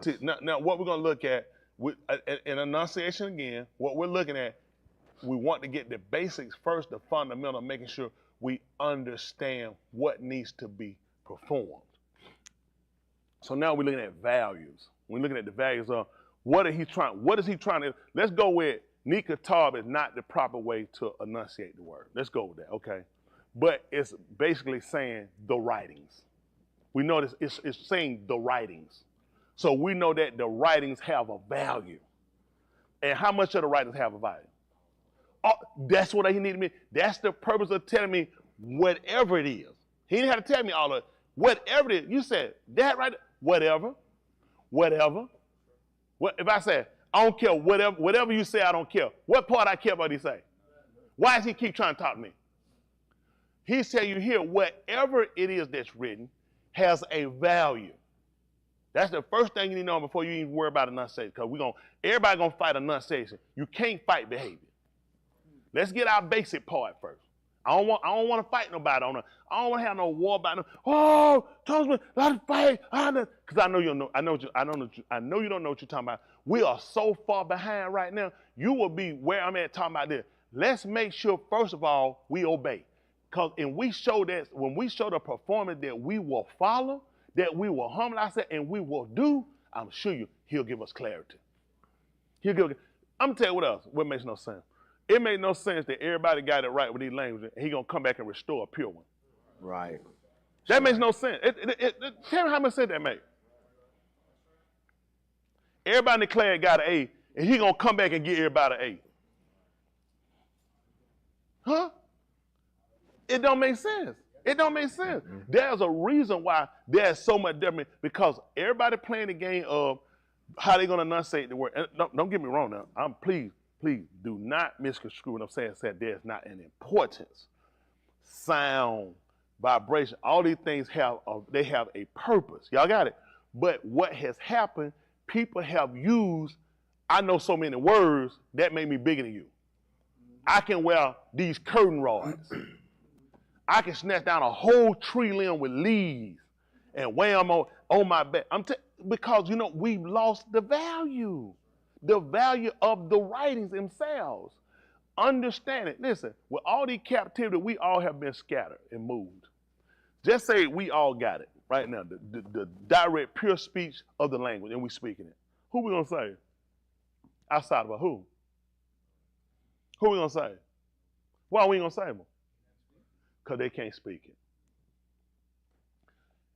It's essential that everybody get to the point of let's get to the basics of purification. Let's get down to what he justifies, what's clarity. You know what I'm saying? That's what we need to get first. A lot of stuff we missing the basics. Just like when people confess, y'all know how far off the stuff y'all did was so far off from where we need to be. And how, when I say that now, and now we're looking at, we're enunciating word, Abba, you know, stuff, Shalom. You're saying all these words, but look at what you were doing. So do those words being enunciated in Abari terms, the Hebrew term, did they help you? Good. So now we want to get back to understanding the value of it. How important is this? The fact that he told you that this is how an Ish live by complying with what I amar him to do, command him to do. Y'all got it? Command a man to do something and the man does it. That's how the man lives. That's what we got to get back to. So now we keep the listening ear to live. What's the command? Because I want to live. If the command is separate, that's life. If the command is divorce, that's life. If the command is to do anything that he ordered, that's life, and that's how you got to value. Other than I know the Abari word, I know what it is in Abari. Are you obeying it in English? You can't even obey it, and you just enunciating words that have absolute no value, because if it did, you would treasure it. And he told you, where's a man treasure at? It's in his heart, and it can't get there if he already has imperfections. If he already have luggage, he can't put it in his heart. We talked about before, Yahusha being born outside was similar to why, well, it parallels with why he can't live inside of us. They told you why. It was no room in the inn. There was no room. That's why it had to be born. And when he grew up, who let him come stay with him? What changed? Wasn't no room. And you'll be surprised at you don't have any availability either. There's a light in your heart saying that right here. Full. Occupancy, full. And you know how I know it? Because you already confessed. That's why he can't stay there. So all these things had to be confessed, not that you said, I got them all, but the light on. Because I never got rid of them. See, what I want to help us do, don't play the game of, I done it. We've been there. Confess, now I'm new. I'm the first time, now I'm clean. I'm newborn now. But if you don't realize how you have to really separate from everything you've done, same person. And it has to be that way. Because you got to understand the value of what you've done. See, I know you're going to get that check. I told you, well, it didn't take long. Who did that? They did it. Yeah. Who did? They did it. Who did it? No, I'm just saying, who did that? Who pushed that expensive, the whale yard tablet and slammed it to the ground and stomped it? Okay, come on, another check. That's another check. What's the rule when it's what's the rule when it come in here, y'all? That's right. It belongs to synagogue. Get another check. That's two checks. See, look, think about it. You only had to get one time because we foresaw the first check. This is another one. So this helped them out. So now we are trying to find out what's the offset. What's keeping us distant from him? Because we need him to come nigh, but there's a distance, there's a separation. When he told a rich man about him going back to tell his Akim, his brethren, how not to come to Sheol because it was hot. And he told him that, he wanted Lazarus. He wanted Lazarus to come and cool his tongue. But he explained to him that there was a great gulf. Can we look up what a gulf is?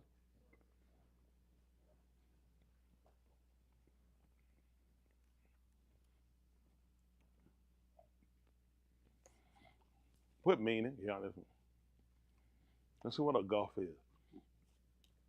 What a deep inlet of the sea, almost surrounded by land, with a narrow mouth.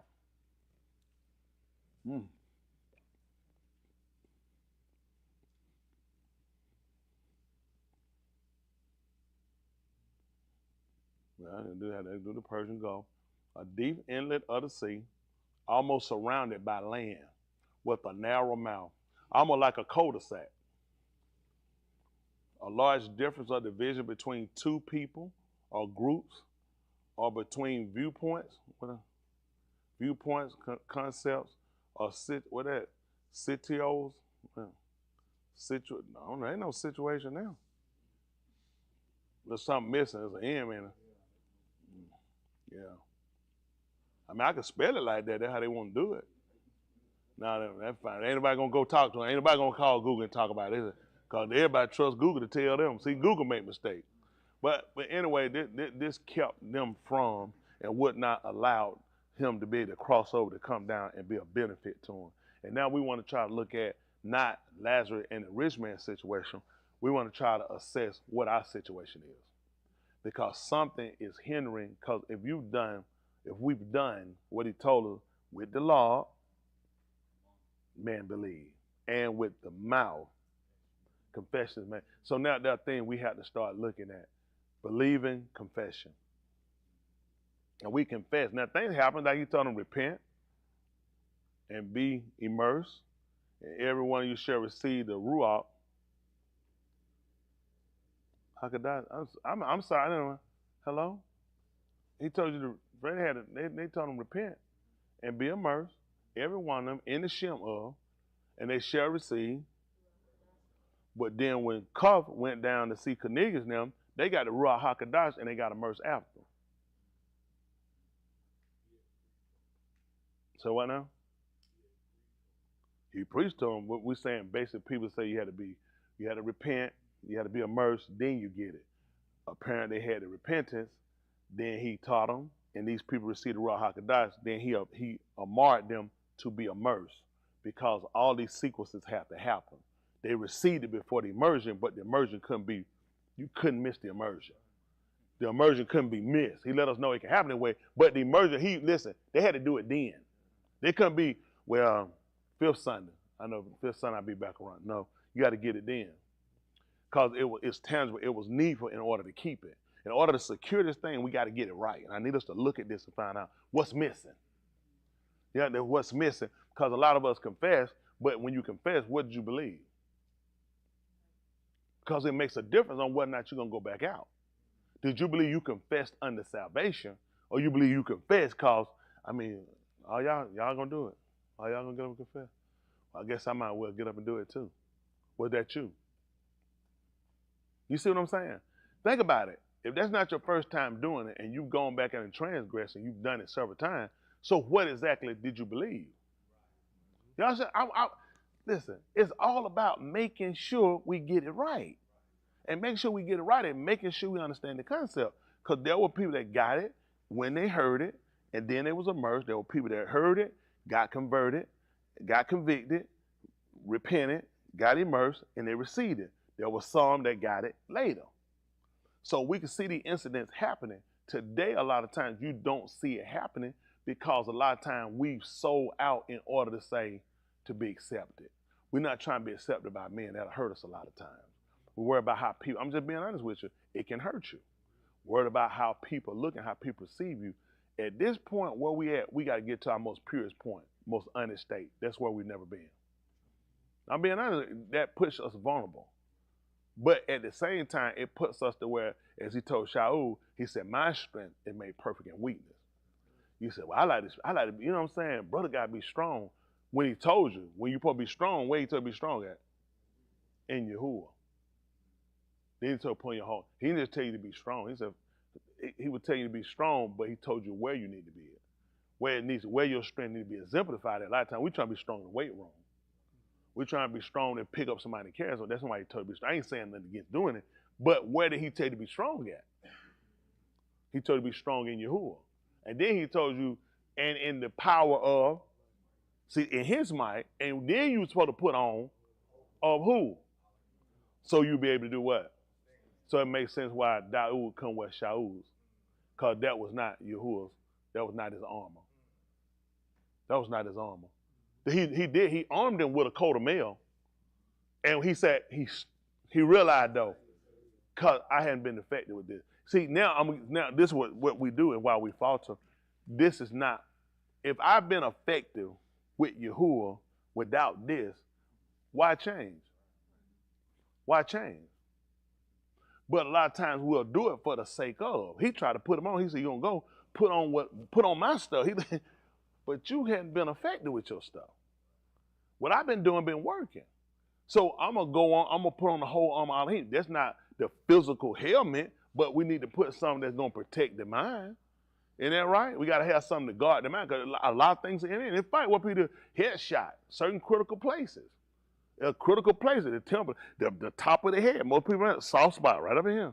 There's a lot of people looking at here, so you want to be able to arm yourself. So you got to be able to, well, people come from every which way, trying to put things and trying to get things into the here and there to try to change or persuade you. The heart, these become critical. It's certain things you talk about, or certain things you hear that we got to get. I mean, I ain't ready. I can't do that. I can't do that. Because that's the heart. So he wants you to put on the breastplate. You know what I mean? But all this is Yahuah stuff. Things get that close to you where it calls you to deter. Why do you think a lot of people walk off and leave? Why do you think a lot of people quit? Why do you think? Because their heart. Things done got to the heart. You didn't have nothing to block it. The thing got to the heart, and your heart got way, pray for me. My heart, so you want me to pray for you, you in disobedience. This is the first thing y'all gotta stop doing. Stop saying pray for me because you're disobedient. That makes no sense. There's not a prayer for disobedience, okay? There was a consensus made for disobedience. That if you repented, that if you turn, he would hear you. He had never made an agreement that pray for them when they're doing wrong and I will hear them. That is not agreement. The agreement that we made through Solomon, the son of Daud, who they called David, he said, this is what I would do.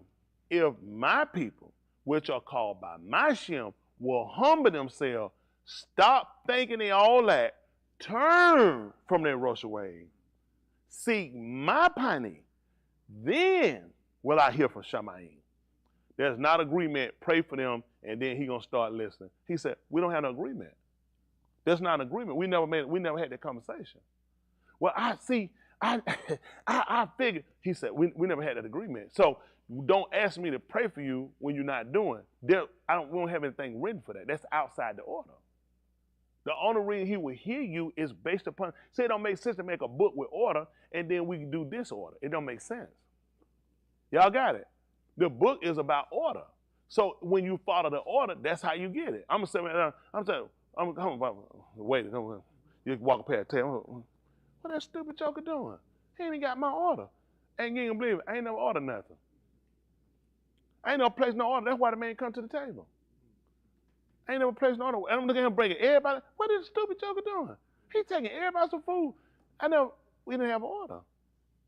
So we got to start looking at how we do things. There needs to be an order. An order how we do things, and then he told you making requests known. Mm-hmm. Okay, so the thing, I figured, I put it, my boss, he's smart than you. Don't try to do it. If I was you, I cut your think off. So there needs to be an order how we do things. We are trying to make sure we secure this, okay? That's what the was for, remember? When they go peg, you take the peg, you put it down so you can secure it. They ain't gonna bow one time. They say, I walk in, this thing gonna fall down. They knew that from a prayer. Why would I put a stick one time, bam, and walk in here, so hard ground? The junk gonna fall. You hit it to it down and you make sure, okay, that should be able to hold. If it wind, if it start raining, this should be able to hold me for the night or whatever time I put up. So let me ask something. What you using to secure this? You finna just walk, you know it's gonna fall down. It's not gonna stand. That's the whole purpose of looking at what we're doing, how they look at things. They put it so it can stand. They had it up for a time. If I'm gonna stay for a night, I'm gonna build for a night. So-called, we put the booths up. The booths were built what? They were supposed to go in, they were supposed to bring in concrete, they were supposed to get the lumber, they were supposed to make sure, what happened? I ain't gonna be in it that long. And that's how you put it up. You must not gonna be in this that long. Because I'm watching how you build it. It don't take long for you fall down. It don't take long for you, I'm being honest. So how you trying to build? Their end was, we're getting out of here. So that makes sense now how when he wants me to look at letting go of things and being able to depart from things, because you're not going to be here that long. But I have to understand it based upon what? Based upon pattern of behavior. So this is why I'm saying when you're dealing with things, dealing with customs, dealing with excuse me, different things you need to be mindful of, and you need to understand how things work, how they view, what was their viewpoint. Y'all got it? Okay, I'm just helping y'all out. So let's see, let's finish this up right quick. For whatever was written, Nikatab, before was, Nikatab Talamadus, which is the teachers, and we learn teachers to instruct for them. It was showing, instruct, not just telling them, like a lot of times with teachers, educate, they just point the boy, just talk. You got to be able to explain it. You got to be able to show it to them so they can get it. Now, I mean, almost any and everybody a teacher now. They just, I mean, it don't take that to be no teacher now. Because people don't, I'm being honest, because people don't realize you need care. You need care. Master teacher, they treat you just like you their kid. They had to look at them like that. You got to have a care. Man, you got young, open minds. Man, you know what you can do with a young, open mind? You can be deceptive to them. Their mind open. What your dad tell you? You see the teacher, anything you don't agree with, they get there behind. When your dad used to tell you that? What your dad tell you when you to school? That's it. Most of them tell you to do. Mm-hmm. You just told that teacher, you just told your child, put your confidence in the person that's instructing you. And the people we got, they just looking at, man, shoot, they pay more than my other job. Shoot, give me something. You're a the people that place in your hand are people that going to shape the future. And you can see the job of the people that were before you from the people that had gone on that's already out here, how good of a job they did. I'm not their parent, they job in the home. Listen, I never had a teacher told me my parents didn't do their job in the home. Them people didn't putting that stuff out their mouth. Tell me that's your mama and daddy's job. They look at that, they just did what they did, but they still didn't come out of their mouth like that wasn't none. I didn't remember any that just directly showed you they don't care like they do now. When you have a phone, they can sit up and text and play. When they know I gotta make sure they get it and making sure, listen, this is a responsibility, making sure when I put up here, making sure you're instructing, you enlighten them. Huh? You got an opportunity, you got a young child out, man, that mind is so pretty, that's a sponge just waiting to absorb. Take a sponge and drop it in water, it's just gonna start sucking. It don't take long. It's that thing, it'll fill up quick. It's gonna take it as much as it can get. It's gonna saturate itself. That's what children mind do. That's why they're trying to rape them from them and take them from us. They don't mind putting insufficient people in front of them. They don't look at, these are the people that's gonna shape society. These are the people, these are future lawmakers, judges, police officers, federal agents, politicians, preachers, business owners, restaurants, whatever you think. All these are the people that sit in your classes. And the two most dangerous places we have are religious institutions and these schools. All these people pass through our hands. Everybody need to sit back and look at, we shape these people. Everybody, look at that cracker. Look at that nigga. Look at that speak. Look at that chain. All these people pass through some religious order and pass through some education system. And everybody sitting back talking about what's the other person's job. When is somebody gonna get up and do more? They go to the type of person you are, because you didn't see it. I mean, a lot of things we pick, either you pick them up because you realize you lack them, or somebody showed them to you. For me, I picked them up because I realized I lacked them. You can watch in life, you can see certain things, you realize, I was never shown that. Never seen that before. You don't say it out, but you look and notice, wow, that's different. That's why we have to have interaction with people. When you left to yourself, man, your viewpoint of where everybody the devil. And you forget, you one too, right? So, I mean, people, it's crazy. You got to interact with people. You got to interact. That's how we know. It's how you think. Nobody knows anything to themselves. That's retarded. You got to interact with people. That's how we know. That's how we know we sit down and we discuss, what do we need to change? I tried to talk to some people. I was on the elevator one time, and I seen something. And I said, we had to change. Man, nobody would look at, we were just on, listen, they didn't turn, they didn't comment, they just kept looking forward. I never said nothing out of the way of it. I said, we, the people. I said, why don't we, listen, them people, I never said one. When that elevator opened, them folks got right in the elevator and kept going. I said, that's our problem. It's scary, but you know what? I was a little hurt. I was hurt. And then I should have looked at, what type of situation you think they grew up in? Non-interactive. You don't. You follow the system. You don't change it. You don't even try to change it. They teach you. People trying to do that are insurrectionists. These are people who are against it. Not against it. You just want to see better for people. You want to cut out a lot of crime, a lot of killing. when you set things up and it's a care for people, you won't fix everybody, but people realize you out of place. That's somebody walking here with all gang suit, they sat here and we talking about who. If they're gonna look around, why everybody, they gonna realize they gonna get up and leave. They said it ain't for them. Why y'all think all these people stay around? Why y'all think drug dealers stay gang banging? Why y'all think all these people stay around? Because there's room for them. You have to build a society where people realize you don't fit.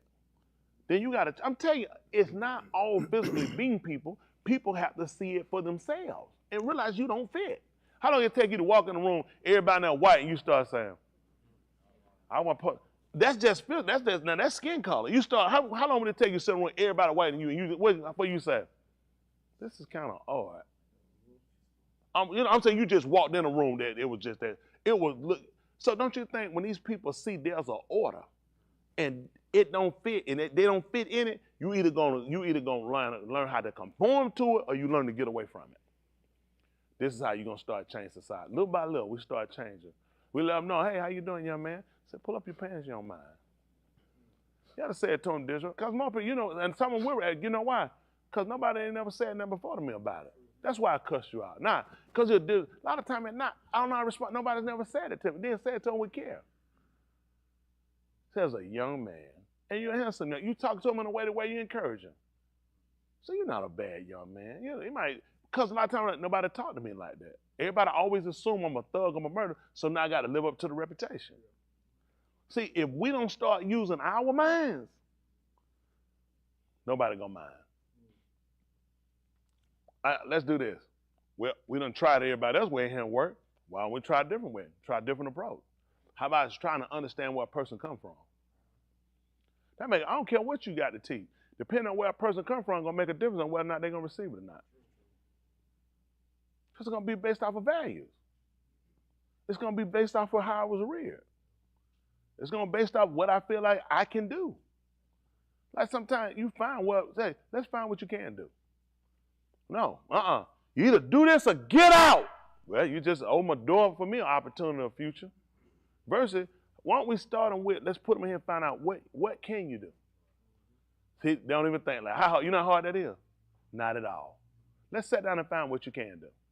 So once I can find what I can associate you with and what you associate with, I can take that and I can use that to educate you with it. Versus, nope, it's my way or the highway. You learn this or get out.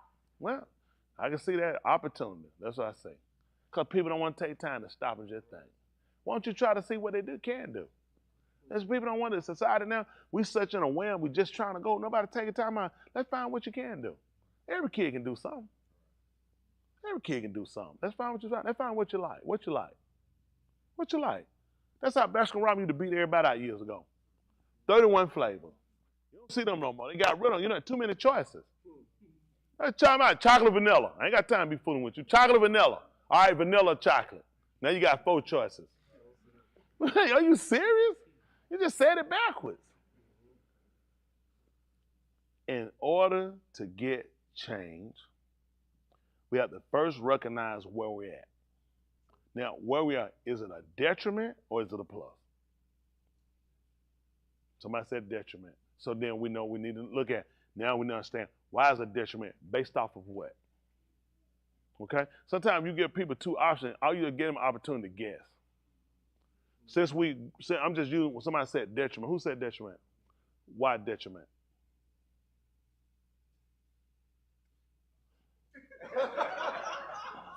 He said, oh. See, this is a perfect example. This what I'm trying to, this is what I want y'all to say for a second. I know, Yahuah will get to that. True or false? All they do is give me a chance to guess. Now, which one you think it is? True or false? It doesn't mean you know. You just guess. And depending on how you ask me the question, false? True? I'm going to say true. So I don't know. That's what happened. All you doing is putting a person down to guess. They don't really know. Based off of the way you talking, I'm assuming this is how you want me to answer. And we got to stop. No, I need you to understand why. When a person understands, you'll get a better performance from them.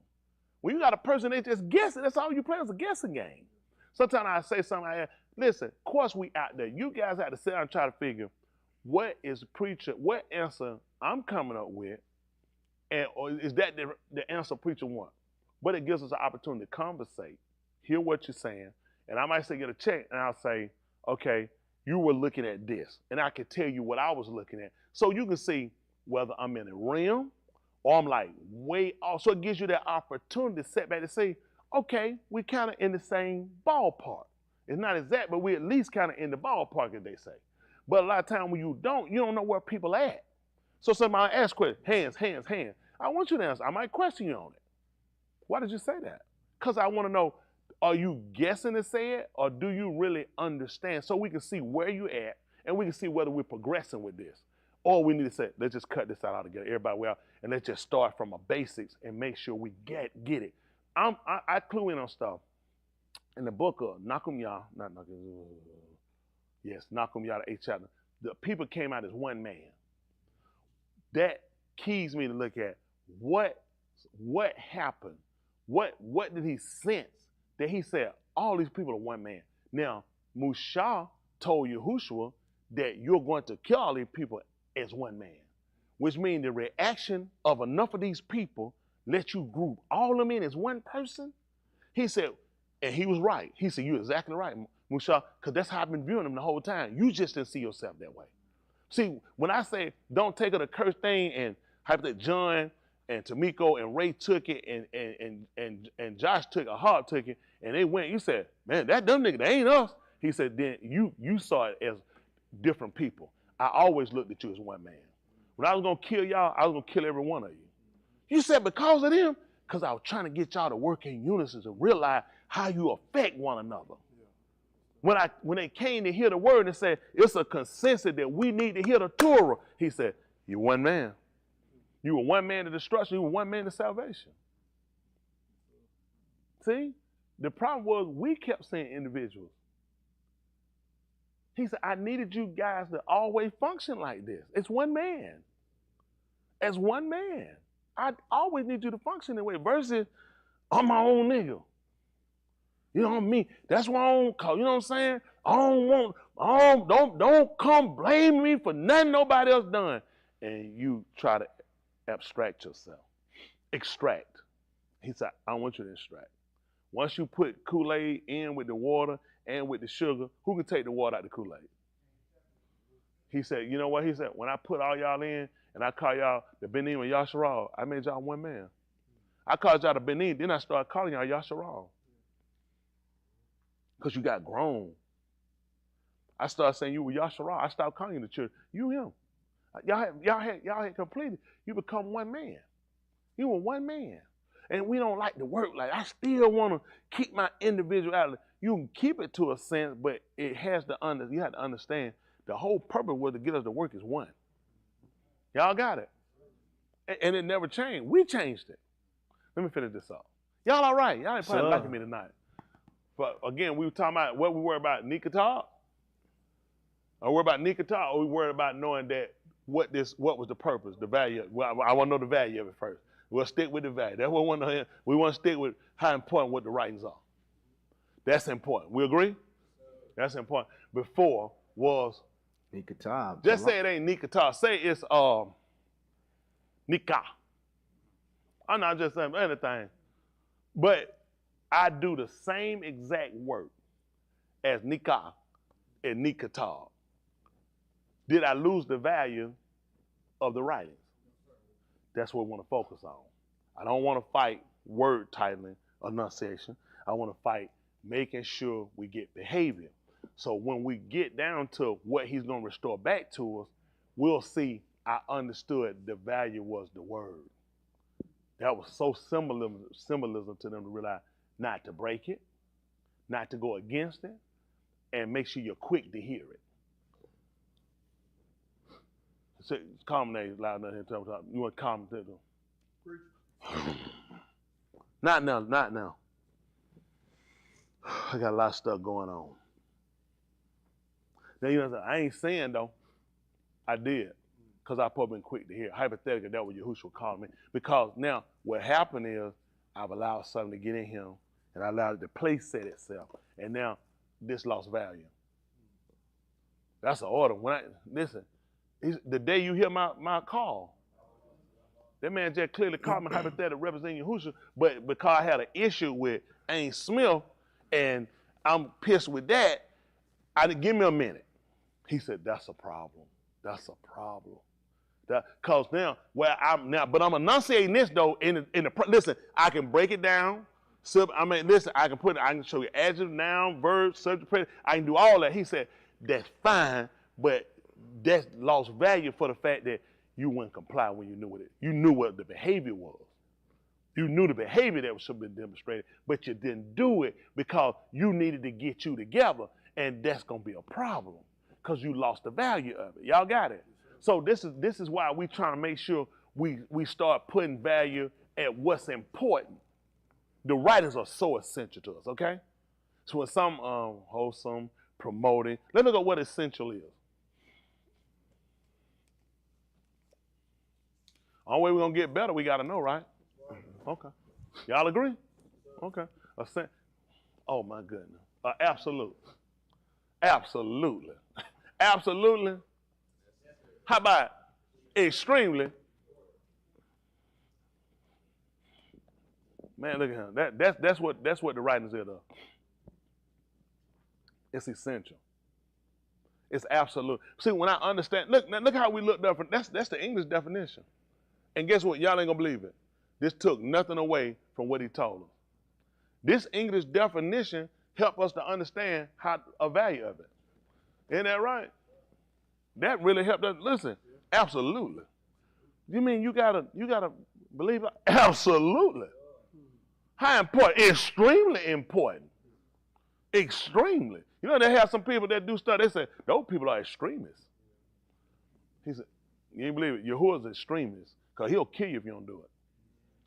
He'll go to the other end for it. So when you understand that, then you understand how you need to value it, how you need to look at it, how it overrides situations that we might come up with saying, you know, sometimes he said, when you hear it, he said, that's when you got to turn from it. And these are tests. Sometimes let us get into difficulties, situation, to see whether or not you listen. To see whether or not you'll make it your business to let this become primary. Are y'all with me? I don't know. Y'all looking kind of look crazy now. All right. So we got that. Absolutely. Extremely. Okay, let's go back.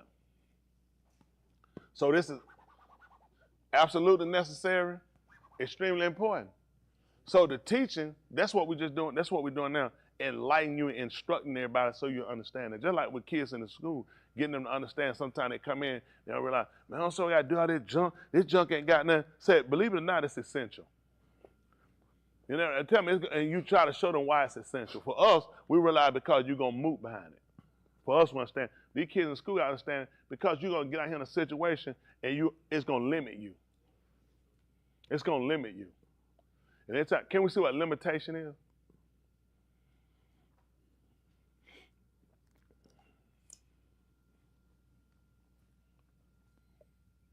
Yeah.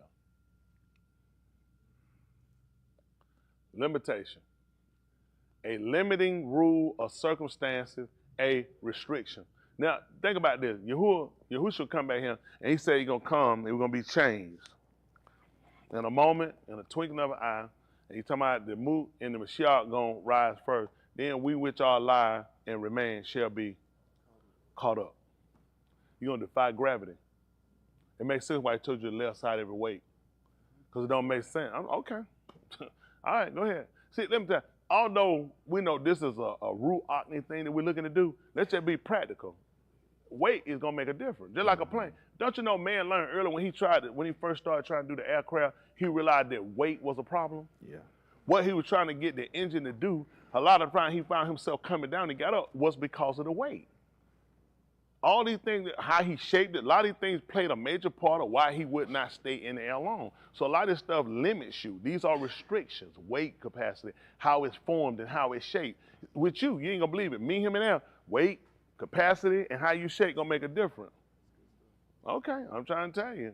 Think about it. He told you, but be ye not but be transformed by the renewing. That's right. See, that's what they did. When they realized that it didn't allow them, they went back and started making some modifications. They even told you to modify. They told you to modify your members. They realized that once they crash, let me tell you something. When planes crash, why it's important to get the black box? The black box, they get it because it go back. A pilot is trained in the course of going down to make sure, let us know everything going on. Engine 3 just went out. All these things are playing a part to the crash. They're following all this from the flight. They're getting this recorder, lets them know everything that was going up into crash. So now we go back to look at what we can do differently. Y'all got it? That's what we're trying to do. We're watching people that crashed. They crashed as soon as they got up. So it's important to go back to the flight recorder and see exactly what happened. So that's why he came in. Well, they talked about modifying their members back then. But we learned, guess what? We learned that because of them, because of their mistakes. You need to modify. We running out a lot of time they went. Listen, they were walking around. Remember, they walk around, they were carrying, had the poles on them. Everyone, he said, you know what? Lay it aside. What? Every weight. Every weight. Everything that's restricted, it becomes the burden to you. I see where your burdens are coming from. Start putting these things down. You got to get ready for flight. Don't worry about it. Don't worry about it. This ain't for everybody. Restriction. This right here. Restriction is what hurt us. We got to start looking at it. Y'all hear me? We got to start looking at it. Because those restrictions limit you from what you can do. So you guys going to school, getting an education, limit you on what you can do. You can't vision but so much. And after that, it's a dream. Because of lack of reading and math and other things and comprehension, it ain't but so much you can do. Your dream, listen, they become vivid soon. You'll lose them real quick. Because it's not, listen, it's outside your comprehension. That's why when it comes down to the word, it has to be explained to a person where a person can encompass it. It seems practical. A lot of things where it's not practical. I don't understand what you're saying. You're using words, but people got to be able to say, okay, I got it. That's teaching. Making sure they understand it. You know what I'm saying? Not just giving it, because he looked at with the people before us. They were told what to do. Direction, they knew. Get up, go. That don't mean they know what they were doing. I'm just following orders. So he understood it was needful that, you know what? They need to be taught. He said all of them need to be taught of me. Because they were just following rituals and rules and they were dying. They were being cut. He would listen. 24,000 people dying one day. Don't you know it's a need to sit back and live? These people don't know what they're doing. 24,000 people dying one day? One day. They don't know what they're doing. He said they hadn't known my Darakim. They hadn't known it. He knew they hadn't known it. It was needful for them to put somebody to show them how. Just like with Yahusha. Musa the leader, just like when he set up and he put different ox in the shaman to show them the way, because they didn't know the way. How are we going to know the way? We've been in Mizraim. You've been in sin all your life. How you know how to get right? No more than they knew how to walk out. He just told us, just take off. They'd been walking right around there in Goshen. Listen, you know how intelligent you are when you walking in a circle for 40 years. That's as far as they could see. They went as far as they could see. And you know what they knew? They knew it was a place they already been. Nobody that stupid. But you know what? This is where you're comfortable at. And he's showing you'll stay like this until you move. You got to get out of what's comfortable. The average don't realize how important it is. You can't keep doing what's comfortable. Comfortable ain't saved. Ain't nobody comfortable saved. It don't make sense. Because it comes to trials. It comes to different things that come at you going to combat. And you got to learn how to be student, learn how to combat it. You know what I'm saying? These are all these different, you got to learn to fight it because your attack coming on every end. Shaul said, we're troubled on every end. He said, we're not distressed. All these different things come in. But he looked at these things hadn't put us out. But what happened to you? One test come, another, this too much. I didn't think two was coming. Then you're not practical. Listen, you're in an endeavor to break away from a discipline that almost the whole world keeps. Yeah. You're a spectacle. You're a laughing stock. People going to gaze at you. You got all that old hot junk on. Nobody dressed like that now. Man, the Bible, they been over with. So that dress start easing on up. But no, it's a minute. It's a tube. Now you're fitting in. Then right, that scar just starts sliding on back further into baby hair. You know? Then that baby done got fat. Ain't that right? That baby butt naked. That thing done fell off. Now she done tied a ribbon on there. So it's still covering my hair. Them folks said, now you're fitting in. After a while, you gotta let your hair down. Oh, I'm telling you, it'll get you. Cause you fight, listen, a lot of y'all problem, your fight come in, you watch out here. I watch them heel be gone. I tell a lot of here, I say I throw stuff in the trash. Y'all don't need no heel. They help you art. What you arching for? What you shoot? A bow and arrow? Man, you don't need to put a nice little heel. You need to use something you can run. Man, we're in a time of rape and kidnapping. You ain't going to wear them click clackers, man. Get that done and get you a running heel. All right, like you might get you a pair of tennises. And here we gotta call them tennises. I'm trying to tell you, you gotta run for your life. They trying to look at what cute one, calf muscle unlocked up, done got a frog in it. Can't sleep. I holler in the bed right now, man. Get you some running shoes on. Get you some doctor shows. I'm just saying, a lot of times, I know they look at these folks, look at it, listen, you don't need all this stuff, these folks. I know you trying to fit in and everybody got in this what everybody doing. You can't do what everybody do. He told you son gonna think it's strange that you don't walk to the same excess of ride. Matter of fact, he said, they'll speed roast you. All right? Let's see what we got. So that through endurance, going through without quitting. That's your mess up right there. That's your mess up. Because you don't know how to place that. You don't understand the value of. And understand the value of this, then you realize that's why I can't quit. That's why I can't quit. I'm just being honest. There's some people got their job. They say, man, you had that job, why don't you quit? You know what practicality set in? Man, I'm too old to start over now. I quit my job. I got too much responsibility. Mm-hmm. But they don't but you'll walk away from this. That'll be called kata. That'll be a sin. That you'll hold on to a job, you'll hold on to a career. But he said, I said this so you wouldn't quit. And because you don't see the value of how this is going to pay off for you, they said, well, what's practical for us is a pension.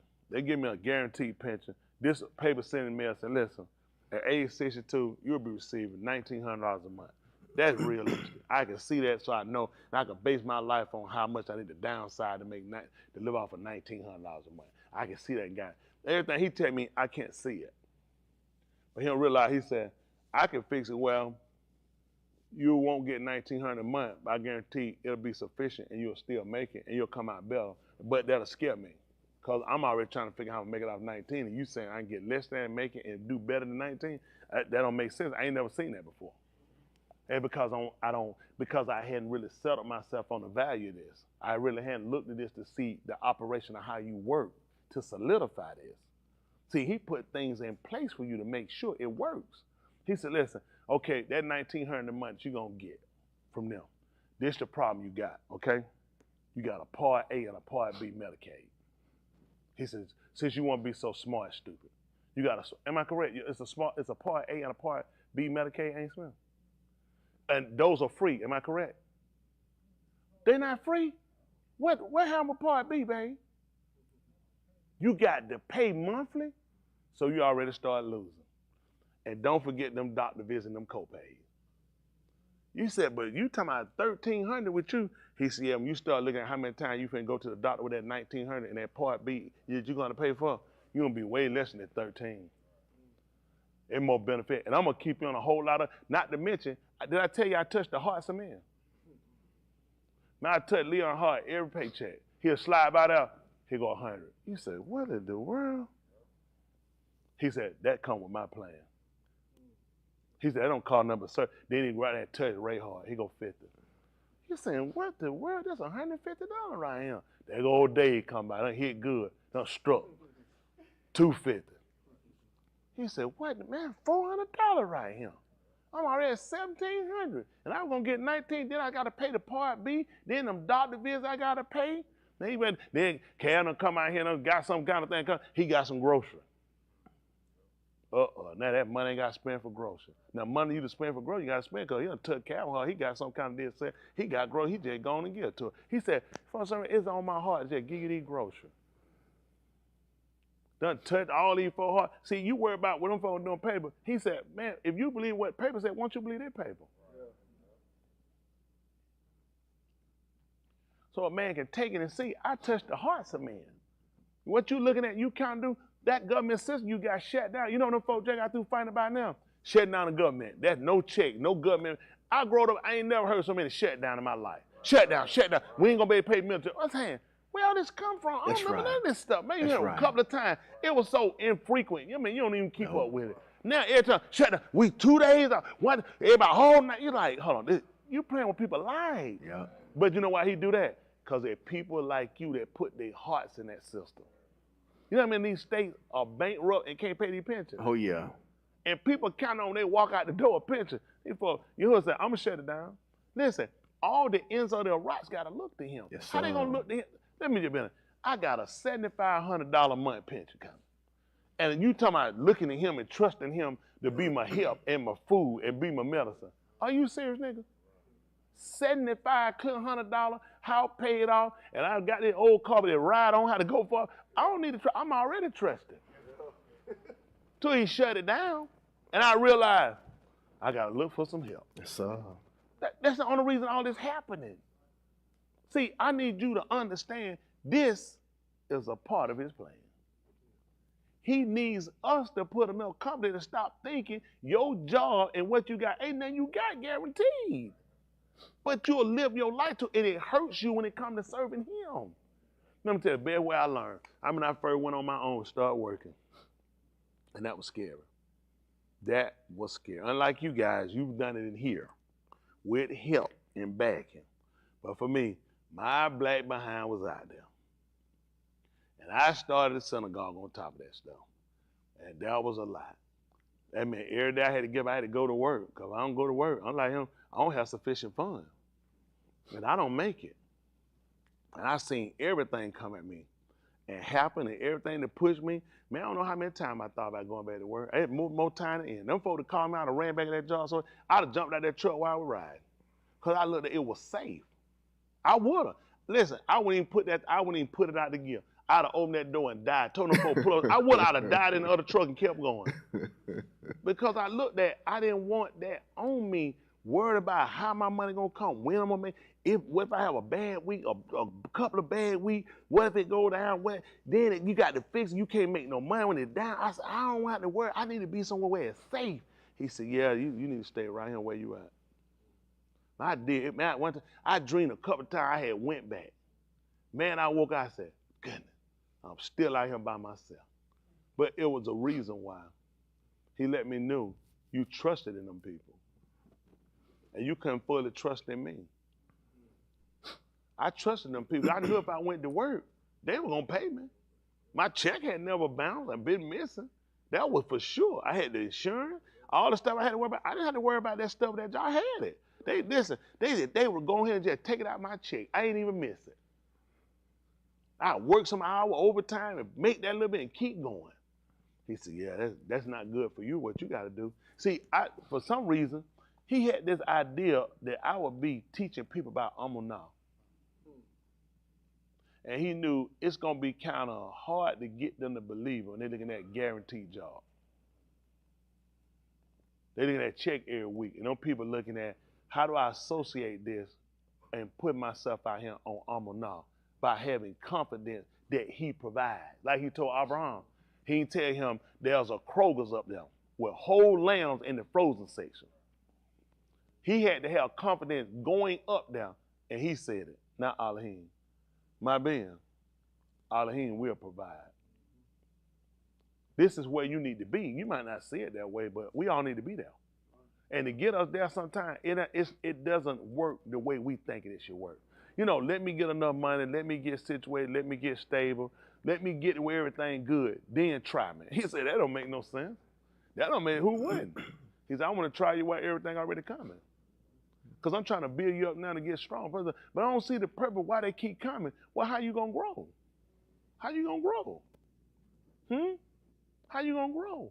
Unless different tests, trials come. The same test come, how you growing? I get a test every week till I'm 21 on addition, 1 through 10. I'm getting smarter? You ain't getting no smarter. We got to start to complicate the matter a little bit more. I got to put you in a little more precarious situation where you got to do a little more configuring. See, that's how we get to these points. But you don't understand it because you're busy crying and need me to pray for you to get you out of something so you can get back to your addiction. Is this helping any of y'all out? Our goal, and when I'm talking to you, I'm talking to me too now. It's time for us to mature and obtain. We hadn't obtained, we've been retained. Y'all got that? We've been kept back. And you know why? Because we had restriction. Because of how far we were willing to go and how far we were willing to be tested, it's only so much you can do with us. Listen, this you got to do, put everything on the table. Don't leave nothing off. And you know what we're going to do? Ananias and Sapphira is us. I'm Ananias. I know I was. I know I'd have kept back. How many of y'all you would have kept back? You'd have gave all of it the first time. When all the people gave, you would have gave all yours too. And you saying that based off of what? And why y'all think he went back down? Thank you, Ananias. He kept a lot of us out of the situation for a reason. I mean, don't get me wrong. Now it's based off of, we talk about it based off of post-diction. So sitting here now, no, that's based off of what happened. Think about this. Everybody come up, give me everything you get and lay it at my feet. What reason would you do that? Now, tell me what reason you do it now. Because you seen what? What happened there and what they're going to make you do. What you going to try to keep? Why? Think about them. They sit here looking around. Shoot, everybody gave all that. I mean, what they going to do with our little stuff? They ain't no man saying put everything up there. Ain't nothing wrong with that. I mean, I'm going to put enough up there. I ain't like I'm stupid. I'm going to put something up there. I mean, not know everything. And guess what happened? They found out, just like you found out, that there's some things you holding back. You see that? He told them. He said, you lied. You think the people felt like they lied? Lie. He said, man, you lied. The Ruach told me to tell y'all to do this. And then for all other people had to say that. You know, bro, how many people, you think nobody in that group didn't think, I almost didn't do this. I almost, something, you know what? Something told me, said, don't, you put everything on. I was saying to myself, yeah, but something happened. They said they messed up. I ain't saying he got crooked, but stuff happened in business. And I just keep something like, if everybody, that way I have something, whatever your logic you can try to put up. And you watch these two people die and find out these two kept back something. Folks, that's us. I know it's us. I'm telling you why it's us. Because you just come up, you just now confess fully. Don't tell me you would put everything out there. Because, see, it's a thing in our hearts. That's how important it is to really go through and examine his heart to make sure, and we'll think we're okay, but you're not okay. Look at how many, let me ask y'all that. How many people confess more of what they've done this time than they've ever confessed? See that? That's what we do. We keep back part. It's to protect us. You don't ever want to be so vulnerable that everything you got is out there. That's all they did. That's all they did. Everything come on, son. Everything I got right here, right now. Come on, I can't do that. I need to keep something. What if something happens? Them folks, listen, I go along with every mosh pot judgment Yahuah make, because that's his way and it's right. And I had to believe that. But he also let us saw, you're not far removed from these people. We're not far from these people. Everybody feel like they need to just keep a little something. Like you have a little box or something, or whatnot. It's because you need to always have something you keep. How many of y'all got little coins or something you might keep? I wonder why. Why? Sometimes people, how many of y'all got little mementos you save from places you've been or things you might have had happen in your life? How many of y'all get? I wonder why. Because it's things that you need to keep. You need to have. He wants you to do this. He said, that's how I want you to be. But he let you have that. You know why? Because I need you to understand the value you see in that, the purpose you see in keeping that against a day or in a time. He said, that's how I need you to keep that. Yeah. And you wouldn't understand it unless you had whatnots, coins, and other things. That's why he told her, where a man's heart at. How you going to understand it unless you keep some? Unless you put some aside. Put it somewhere where it can't be touched and someone can't come in and get it. He said, but it can. I want you to put this where nobody can take it away because then I'm going to teach you how to guard it. See, it don't make sense to give you something. It's like, look, when Daud was left to keep his father's sheep, nobody asked yourself, who taught him how to keep them? Because he knew. Somebody had to try. How he know how to go get a bear? How you know? Who in here know how to kill a bear with their hands? Who in here? Who in here know how to kill Ari? Who would go and, what's the purpose you just grabbed him by his beard? By his mane? Somebody, who taught him that? He said, I knew and I smote him.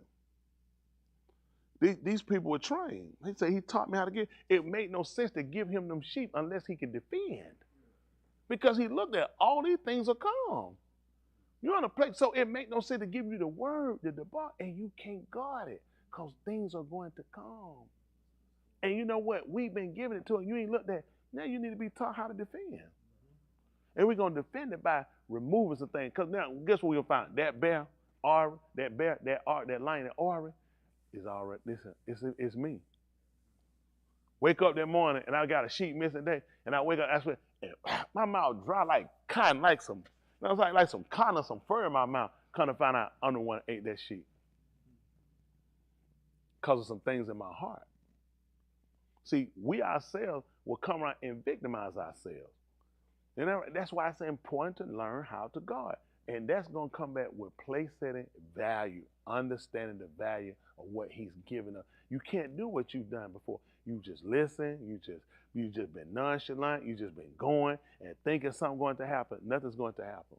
Everything you got has to be cultivated. Just like the land had to cultivate it. When he put the gun down, and what did he need? What did he need to keep it? I can't hear y'all. What did he need to keep it? A man. A man, it symbolizes something, Tim. It symbolizes maturity. And we know that based off of Shaul. Because he said when he was a child, how did he think? And I never give a child responsibility to him with a word. How did he act? How did he reason? But when he became a man. And then he done told you to come around and separate from things. So what state do you need to be in? You need to be in a mature state.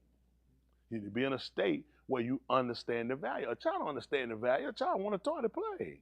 An adult know when a child don't play too much. All right, time to put it up. What a child think? What a child say? You're exactly right. I've been on this toy way too long. Man, a child, it don't make sense. Why? Ain't doing nothing. You realize, as an adult, you realize I have to be able to separate. It's time to stop this, and we need to move to another chapter. Isn't that right? But see, and guess what? You know why he let that happen then? So when he come take things from me, surely I shouldn't be pounding, cutting the food. That's right. Surely you understand, because you understand with a child, you start to redirect. You start to correct based off maturity. You start to look at it's time to stop this and move to something else. Like I said, and let us go on to perfection. Not doing what? You just finished doing that. Just finished doing that. So the only way to understand that is to allow things to happen in our life, allow you to interact with it and to comprehend it. So now when it comes back over at you, you say, that's tight. Hello? Well, you look at even when it came down to Yahudah, went with Tamara. When she wanted Shayla, what was the problem with Shayla? He wasn't grown. He wasn't mature in that state. But he said at a certain time he would. And then when you do that, he came along to her, and he came down and he found her in a transgression because they had told her she was a harlot, and he was looking to stone her. But when she showed proof of his involvement, he looked at, really come back to her, she had been more just than I was. He didn't go back to look at because of how long it took him to bring the lamb to her. He went all the way back to that situation with Shayla. You know what you learn later from that? That when you vow a vow, he looked at all this, it cost me their problem. See, we've been living our life where we've been so comfortable so long, we haven't been paying attention to things. We looked at, well, as long as I ain't fornicating, commit adultery. You know what I'm saying? Ain't drinking, smoking. Folks, it's so many folks can't listen. You know who ain't drinking and smoking, committing fornication, adultery either? A quadriplegic. A quadriplegic. So please don't throw this. This man looking at us, please don't throw that in my face. He hoping, please. He wants somebody with ability. He said, I want somebody with all the ability, all the function not to do. Y'all got it? Listen, he don't want no man in a wheelchair, can't walk, ain't no feeling in him. Talking about one thing about it, I keep my feet. Lord, no, he look. Of course you can't move them. He wants somebody with all, I'm just using that for example. He wants somebody with all the ability of it to keep them. He said, now, unlike you not doing it because you can't. This man or this woman can do it and they obey my word. That's the value of my word. My word is that potent, is that prominent to him that he acknowledges my voice. He said, my sheep, what they hear? That sound. He didn't listen for the sound. They're listening for the sound. Because the sound has a distinction in it. Just like the obedience, it causes a distinction.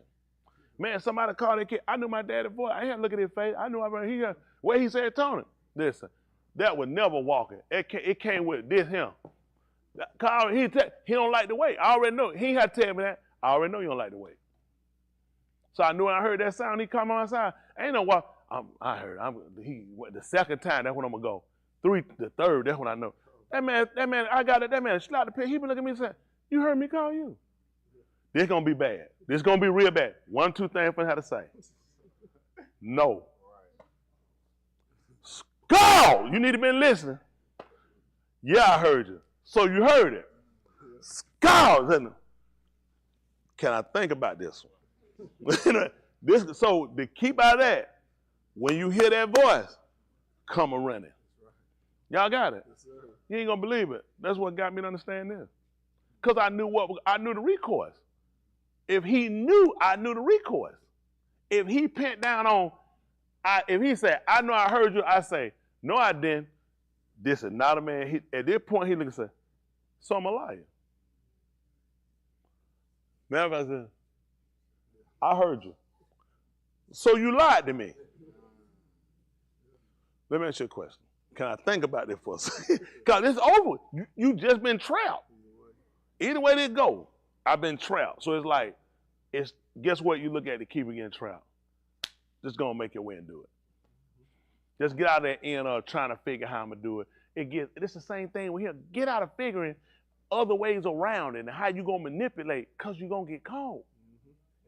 That's a bit, you're gonna get caught. It makes more sense to just put the effort and say, let me just do what I need to do. I don't like to hear the fussing. I don't like to hear the yelling. If you do what I tell you, I ain't got to do it. And you know what? I couldn't catch on. You hearing it, but I didn't hear it. If you just do what I tell you, we don't have to go through this. But typically what I do the opposite. Like you. That's the goal. Let's fix where the problem is. By acknowledging what the problem is. By looking at all he's offering you as solutions based off of all the people that made mistakes. He said, these are all the mistakes that were made. These are mistakes people shouldn't have made. These are lines that were crossed, that these people crossed. And you get an opportunity to go back and learn from a book of mistakes. This is what's going to get you to perfection. A book of perfection wouldn't get you there. I don't know why I'm about to tell you this is a perfect book. That wouldn't make sense. It makes a man perfect, but look how it makes him perfect. By correcting what? Wrongs. What makes sense? It just told you straight everything to do right. You wouldn't get it. So you had to see everybody do wrong and see the outcome. You said, man, that's cold-blooded. Man, he just struck dude down. What the world dude did? He said, I had told him to do something, he didn't do it. You said, I make sure you tell me to do it, I'm going to do it. Versus just tell you and let everybody just do it right. You wouldn't follow it. I told y'all, Yahusha wasn't fit. He wasn't fit. He'd be out of place today. Nobody trying to find this stuff. Man, walk on the street, nobody even nothing. Man, I hit that thing, I'm on spread. When I'm doing 80 miles an hour, I'd have been missed that man on the side of the spread. I'm not start talking, hold on for a minute. That ain't like he knows something. Now no spread. Well, look at that man, he got away, he gonna get hit. Another track been rolled down there and blocked him out. I'm rolling. By the time I look at that mirror, man, he like a dot back down. So you see what I'm saying? A lot it won't fit. We too fast paced, we're moving, we're too out of character. You need now to see people who made a bunch of mistakes that you can correlate with. A lot of people, listen, why do you think he putting them guys with him? He needed people winning their had faults, had defects. People knew them. Hello? Folks didn't know that, man. Well, another reason they know him. I don't know nobody who you know don't commit no sin. You ain't gonna believe it. They ain't know him either. He said he came and didn't nobody know him. I know people who do wrong though. Hello? I'm just being honest. People cut. I know them. Plenty of. How many of y'all had perfect friends? Didn't do nothing wrong. That's what I'm saying. That's why he wouldn't fit. Him, he like, yeah, I don't do nothing. Never smoke, never drink, never lie, never lust, never did that. So, all right, man, take care now. I don't want that stuff to get on me. That's just how we rationalize stuff. So we needed to see people, just like Putman, he needed somebody with mistakes. Somebody ain't scared to say it. Just be plain. Listen, he got people with the bro. They for people. It's people who need to hear that. It's people who don't need to hear nothing I'm saying about nothing, doing nothing wrong, laugh about it, think it's a joke, because it ain't funny to them. That's fine, as long as they make it in. Y'all got it. I'm not being a critic, but there's some people need to hear it flat plain. They say, I ain't where they at. I'm right here, because I need to hear it straight. Because this way I'm at, I'm struggling right here. Y'all got it. And if people need to hear that. If people need to process and say, well, shoot, I ain't one bad as he is. He did it, I can do it too. And then people can reach you at the human part of where you at. Yeah, this is rude out there, but you got to be reached at the human part of yourself. That's what he looked at. The human part of people had to be met. Folk miss, yes, it is very much a rude out there walk, but he sat down and he fed them people. He said, let's stay fanning away. You know when these folks come along today, folks tell they hungry. So you must don't love the Lord. You worried about your belly, son. You might well go on to hell now. That man, I know that was Jesus told. The man told us, says, feed these folks lest they faint away. He looked and told the folk one time, he said, I have compassion. He said, these folks done been with me for 3 days. He said, I have compassion on these people. Don't you know you need it? He realized these people don't need that. He walked through that now time telling the folk, look at you. Rotten, filthy sinner. I could smell you before I got him. And he'd have lost all them folks. Listen, man. That folk like, man, that's all we've been done is run down. Can you do something different? So he reached him on the human part. You know, I said, I'm a healer. Huh? I understand. Isn't that right? He can reason. That was the thing they saw about him. People needed that they weren't getting. He wants you to know, I can reach on that human part. But a lot of times for us, we bask ourselves in our shame, in our faults, and our defects, to where it hurt us, to where we don't ever come out of it. Recognize it, but then let's make changes. Don't recognize it and stay there. Oh, this is just where I'm at. Then I might well, I ain't gonna never do no better. This is foolishness. The purpose of him coming was to reach man where he was, but to get him out. Hey, what he told you? He said, who's gonna leave your ox in the ditch? Who's gonna leave his ox in the ditch? He said, what made you think I came to come down here and leave you in a hole? I came to pull you out. That was for the road. A sign of hope. Let these people know there's a chance. The probability of you making it is greater than you failing. But you got to look at your odds. You got to look at the things that you sit around and you hold to the most. That's it. You got to just look at it. You got to make room for him to come in there. You want him in here, make room for him. You know what you got. You know what you're dealing with. You know what you're worried about. You know what you got. All these things, I know Smithy was talking about on the show and a lot of things. I was telling my boy about somebody, they almost, but I didn't. I told him, I said, I didn't. I said, I'm good. I'd have drove it at a minute with that. I just don't want to talk to you right now, but I'm good. It's because certain things start to affect your organs. From your anger, from your fears, from your frustration. It do a lot of things. It really dampens and hurts your body. A lot of things can't do it help you. And it's designed to move you away from. But a lot of things when you don't know, why would you move from it? A lot of y'all don't realize a lot of stuff you do, you're your own detriment to your body. To your kidney, to your liver, to your gallbladder. A lot of stuff you do, even your mind, stress, a lot of stuff, you bring it on yourself. Because people bring it, you ain't got to let it in. That's it. You got to do like you do with the word. You used to be a blocker. You know how to do that. You know how to block me out. So do that when it comes to other stuff. And you need to embrace the word. You need a lot of word to come in and settle. That's what's gonna give you the tranquility. That's gonna give you the peace. That's gonna give you the shalom you're seeking, to be able to look. Where you look, sometimes we're on a place, you just go home from work. Man, you tired, you sat back and you sit in your chair, you lay back in that chair. Or you done got in there, and somebody, hey man, come on and go, what you thinking? For me to get up, and this chair, now you make this chair like this 50 miles. To get up out of this chair, to go, Cause you looking at, I just hit a play. You sat in that chair and you just hit that right play with like, that's what I'm talking. Come on, man, let go. You say, listen, man, you like, man, listen, man, y'all, man, next time, I'm telling you, man, not right now. Guess what? That's where you need to be in Yahuah. See, when you're in that state with him, that's why when somebody trying to invite you out to do something that go contrary. Not right now. I'm in a good place. This is important to me. I'm trying to tell you something. You really got to start looking at. You're not in a good place. Why? Because once you get down, you'll really embrace it to where I don't want to get out of here. It ain't just me saying, I changed, I'm not doing. It's the fact I've reached a pinnacle in my life to where I'm really understanding some things and looking at things a way to where I'm good in the place I'm at. You know what I'm saying? 'Cause I can see myself progressing and doing better and really saying, look at the practicality. Not just, you can shoot a whole lot of these words out, it ain't practical. The way you're saying, it's just not practical. But if that's where you at, I'm telling you, people in different places. Y'all see me running and shouting and stuff around the room. Y'all see it? 'Cause I assure you, at all the shouting, all the hollering at, really where you at? I'm in a good place. I don't want, and for me to get up out of this, you know what I'm saying, it's a discomfort. You know what I'm saying? And an injustice to myself. So it's being in a place by saying, and I only got him by releasing some things. I realized some things held me back. I didn't realize it held me back. Even when you look at the word, it had a kind of, like it stretched just a little. And you realize, you kind of turn your head like that and look at it. I ain't talking about, he's straight. Ray would look at me, Ray would look like the rest of it. I'm talking about me when I'm saying not you. But I'm saying because I tilted the word, because stuff in my heart, I kind of got to look at it like this. And when you're trying to go through a narrow gate, you ain't going to believe it. I hit my head. Then I'm going to have to straighten that thing up.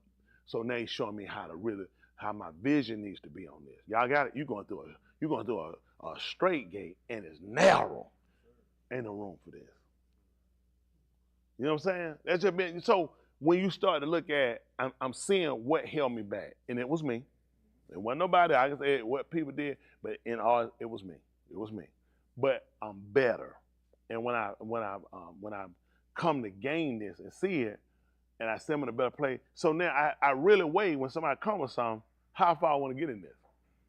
Because now that means I got to get out of this, and I'm gonna have to do this again. And it's gonna be tight trying to get in that straight and the narrow gate. It ain't no room for it. Y'all got what I'm saying? So now, in order for me getting like this, I had to start considering how far I want to engage a situation. When I just go ahead and let that go, you can have that situation, because I need to try to get in a straight and narrow gate, not this one. Y'all follow me? That make sense to help some of y'all out? But see, until you get there and you reach that and say, I'm in a good place. I'm in a good place where I need to be with people to where I'm making sure it ain't nothing on my end. You got it? Everything gonna be on your end. It ain't gonna be on my end. I'm clear. So I want to make sure I'm good. And I ain't just telling myself sometimes. I make sure I want to go there and make sure where I'm at. I don't want to say, it's a photo that I said, I don't want to see that happen. I said, I don't. I'm not even interested.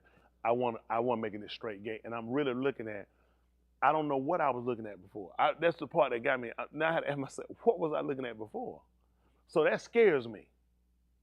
That scares me that I was looking at it like this. But because some things are here, I didn't realize it wasn't here.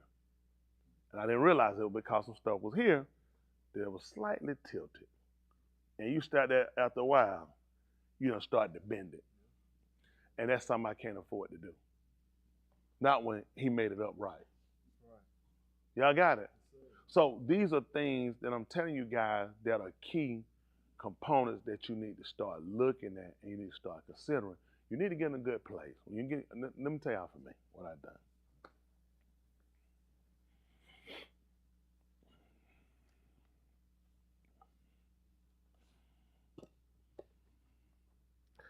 I just really sat down and looked at me. I told you guys many times, take inventory, look at things, and what you got and things. And sometimes you're looking at things, you're not really looking at self. And looking at, when you're looking at things, you might look at cars, you might look at houses, you might look at wives, kids, and grandkids, and other things. You look at them to a sense, but then you need to also look at you. You need to look at your hates too. You look at your struggles. Sometimes you just look at these things. These things do have value, but then you wouldn't hold on to them. My hates had values to them. I needed them to happen. And because of the need of me having to happen, it kind of caused things to kind of tilt. Then you realize the importance of what does that really have to do with you? When you really start looking at this endeavor that you own, some stuff I looked at even. It had me looking at things, you look at the word, and you look at stuff, you like forgive your enemies and doing stuff, this white man. Who was to put in there but the white man? Try to so I could forgive him when he enslaved me. It was purpose. And I had to come to grips that he had to get me to the understanding of. It's because I had to forgive you. And the only way for you to understand where you were with me is for somebody to be in a really bad place with you. And you let that go. You said, oh my goodness. Just let that go. He said, that's what I did. Like him on the 2 when he said forgive them, I heard that so many times. I said, that makes no sense. That he was telling them forgive them. But, white people and people put in, and I'm saying that based off of the tilt. The tilt. It wasn't a big, just a tilt. People don't believe, they claim that the rocks, the earth, that it sets on an axle with a slight tilt. And it said, but it's straight, but it's on a tilt. Go figure it. I don't believe it, okay? Nothing is straight when it's on a tilt. It just depends on how you're looking at it. And that's how I was looking at the word. So because those things were there, my judgment was somewhat tilted. And I had to start looking at, which I know, I can prove, there are some things that are tampered with, but there are some things that still come to fact. And because the tilt, now it becomes around, now you're trying to find out what's added and what ain't. And some of it is based off of you have a defect yourself. And that defect don't allow you to see clear, like he told you before you get that mote out your brother's eye. Because it's something that's really hindering you from helping them that you need to fix with yourself. How many times I heard that you first get the beam out before you, hey, okay, that you need to get the beam out, and you don't realize I'm talking to you leaders. You're the correctors. You have a beam and you're trying to remove motes. So you need to get the beam out. So think about how many of y'all been driving somebody put them high. What them have to high what? How many? What did that do when you driving? Said blind. He said now if the blind, lead the blind. He said just the blindest one is gonna fall. So you have to start looking at, you can have something, you can hold something, and you can wind up leading yourself and everybody else off the cliff with you. Now, when he bring that to you with clarity, then you have to make choices. Is it worth you holding on to that? That you'll take yourself and others with you into destruction? I know it's a little different teaching, but it's facts. If you want to know how I got here. So you have to start looking at, I need to let some stuff go. Some languages, some ideas, some other things. Start looking at things for, sometimes look at my situation I made. I didn't make every decision wrong I made just to be wrong. I made them because I thought some of them were right. And the people that I blamed and ran down, everybody, sinners, just wicked, rotten sinners, have made every decision not because they thought it was wrong. Some of them have thought it was right. But because things get twisted, or kind of bent, you tend to see things differently. That's why we got all these different religions. Because it's really important that when you're dealing with the word, which is the dabar, is to make sure that you're doing it from the purest standpoint you can. When Moshe came to see him, he even told him to take his shoes off. It was because of the Adamah. Things about him and surround him, he said they're just to a state. Take those off. Even the Adamah around me, everything surrounds him. He said it has such a pure state. Take them off. And that had to let him look at what type of place am I in? What type of place am I in that I'm seeing and I'm hearing where I'm at? He's caused him to sit in Shamayim places. That's just in the heights. And he can do that for us, rock me. But we have to be willing to sit down first and understand this from a natural standpoint of what you have to do. What he did on that tube was more than he died from a sin. He rose from a justification. He also had to get over, how you say it? I hate you. I hate you. And he had to get over that and still do the work. Who you hate that you would do a work like that for? Who you hate? Who you dislike? Come on, everybody. There's some people. Come on. Anybody ever hated anybody? How many of y'all hated and you would have gave your life for them? That's practical? Not until Yahusha came. And he realized and let you know, I hate you. He was told that came down to Asu and Yaakov. He said, Yaakov, ahab, I hate Asu. He said, I hate him. And he held that hate to him too. He held it on him too. He said, he came back later, let us know. He said, this is the cause of why I hated him. I hated him before that. He let him know. He said he watched it call. He said he watched him. When they carried us away, he said you shouldn't have watched. He said, this is why. I'll show you why I discovered about him. And you know what? For us, he came along, he forgave us. And we looked at, he just died for our sins. I hate you. And you did everything right. Listen, they gave you two people, and one of them, everybody knew about it. And can I say this in a way y'all don't mind? Y'all niggas call my name. Hear that? Y'all niggas call my name.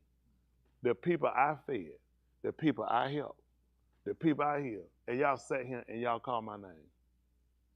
I hate y'all for that. But he got up there, he had to show us something. He let us, allowed us. I allowed you to do it. Just to come back to show you how I still ahabed you. And how great that love was. Your love is conditional. Oh yeah, come on, your love conditional. You love me as long as I don't mess around and do something and piss you off. Your love conditional. He let you do everything in the world to piss him off and came back and said, that can't override my love. My love is greater than yours could ever be. You didn't do nothing that could have prevented him from doing that up there what he did. Now, people can do stuff to you, and you'll cut them off for life. You'll hate them to death. You'll pray to their death. You'll wait for their fall. He said, not me. I told you about everything that was coming because I didn't want to see nothing happen to you. Even after you did everything you did against me, I still didn't want nothing to happen to you. I still want the best for you. And you had to comprehend that. So he said, I had to put you in a state. And that state he put us in that let people do things to us, and you just say, I just flatly, frankly forgave them. Because you started to look at, you got debt of your own. And you ain't in a position to hold nobody else. So it put in a folder looking at, while I'm trying to hold you to something, I got stuff I'm trying to get right myself. And I can mess around and miss out on the greatest opportunity on the whole earth that I can make it in and be with this man because I was too stubborn and too stupid and I couldn't get over something with you. And it comes down to show the importance. What's the most important? Is this extremely important? Is this the most important for you? This is essential for me. So I had to prove it by flatly forgiving people who've done me wrong. Flatly forgiving them. And not holding it to the law, not wanting their death, their demise, their fall, their end, their destruction. He said, because I didn't want it for you. In order to be like him, then I got to manifest the behavior. So everybody talking about when he comes, we shall see him as he is. I ain't got to wait till he come to start to exemplify the behaviors. Just like when he left the Shiloh King, he told them greater works to do than you gonna do than I did. They said we can't heal nobody, we can't immerse nobody, we can't bring nobody and get the Ruach HaKodesh till he come back. No, they had to be there. He said, as he was in this alone. He said, so are we. He said, just like he was, so are we. That's why he left Cup the keys. That's why he left it. You're gonna need it. In order to loose and to bound these things, man, you know how many of y'all sitting here bound because you holding on to stuff? Other folk done. You ever really went back and looked at, anybody ever told, how many of y'all in here ever been told from somebody you did them wrong? That's wrong how you did it. Anybody? I'm talking about, could you kind of, that was wrong. Anybody told you that was wrong? How many of y'all, when they told, how many of y'all been told about something and you really ain't processed what they saying? You feel like, really, that's whatever. How many of y'all done that? He ain't gonna believe it. He ain't gonna believe it. So you know what happened? You didn't sympathize, nor did you empathize. That's me. I ain't empathize, nor did I sympathize. Because you know why? Ain't got nothing to do with me. It ain't hurt me, so it's hard when it don't hurt me. It's hard for me to understand what you got going on. I don't feel like it's a big deal. But to another person, that's a great hurt you gave to him. So you know what he needs to happen? You need somebody to do it to you. And then you can understand. You need somebody to do it to you. Then you understand. Y'all got it? Might not have been always your intention. Or you might have meant it, but never to extreme, but nevertheless it happened. And he looks at, we need to be able to see now, you moving into a place where he said that you were going to have these two positions. I can't remember what they were. Kohan. Thank you, sir. Kohan. And the thing about a Kohan is something he had to be able to touch. Like, feel. What was that? The joy, the prosperity, infirmities. So when somebody hurts you and acts as though it's nothing, and you know how it feels, and when somebody comes to you and they're hurt, you kind of understand what they're going through. That's amazing. Because you're supposed to be a Kohan, and a Kohan is supposed to be able to feel other people's infirmities. So I say that to say the word is so practical. It's so logical. It's so reasonable. It's us. The only problem is it's us. It is because we have things about us we have to constantly unravel. Man, you'll get yourself tangled up here. Ask Yahusha. You know what he did when he got in front of Kubal? He untangled himself. He realized he was a soldier. When no soldier, he chose to be a soldier, what they couldn't do? So what they do when they, now how would they bury him? Would they put a suit on him and put him in a casket? And put a caulk in there behind? How did they bury him? Like wind him up. That's probably they came in, they found he took it off. He realized he was Ka'il. That's a soldier. He said, I can't get entangled. Because he realized that was holding him down. You know how much, see, Ka'il can't get tied up with nothing. Hello? Hello? Same thing with Shamshon. He was Shivakal. Man, listen, so that I can't get myself entangled. I already see where it's going. I can't get myself entangled with this stuff. He said, listen, to give you an example, you ever seen put a lighter to a thread? How long it take Dave for a lighter burn a thread? About 20 seconds? He said, that's how quick he broke it. He said, quick as a toe touched the fire. He said, bro, he kept looking at me, man, I can't get myself entangled with this stuff. And you ain't gonna believe what my problem was or what your problem is. You know, got yourself tangled up. So now, we're talking because we're trying to get to what's practical. Based off of where we're trying to go. How close are you? Based off our conversation. How many of y'all still kind of tangled into some things? How many of y'all still got some things you hold to? Then you understand how impractical it is that you can't find yourself defying gravity. Because think about it. If we're going to be caught up, what they going to be caught at? If everybody going to be able to don't make sense of that, I mean, everybody, but we talk about only a certain group of people going to defy gravity. But you were told to lay aside. You were told about, matter of fact, he told you about your cares. What he told you to do with it? I'm seeing if he made a test. What he told you to do with your cares? Huh? Your cares. He told you to cast them on him. Okay. See, think about this. Think about this. That's another weight. See, listen, you're going to defy gravity. It does not make sense to give you weighted things. It doesn't make, listen, when he was up there on that tube, right? Suspended. Man gave away his mother. That's a weight. Not mine. I doubt mine. Not my mama. Mama did to me. He gave her away. That's a weight. That man was looking, he got up, man, I got to get ready and go. Man, I can't leave. Man, my mama right here. My mama started crying and fall out.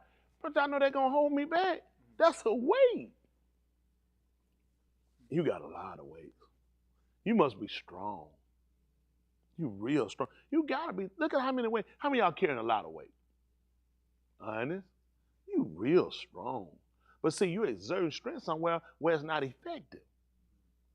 So a lot of times, you could be, sometimes, man, it can be easy to move stuff. It's all about maneuvering in position.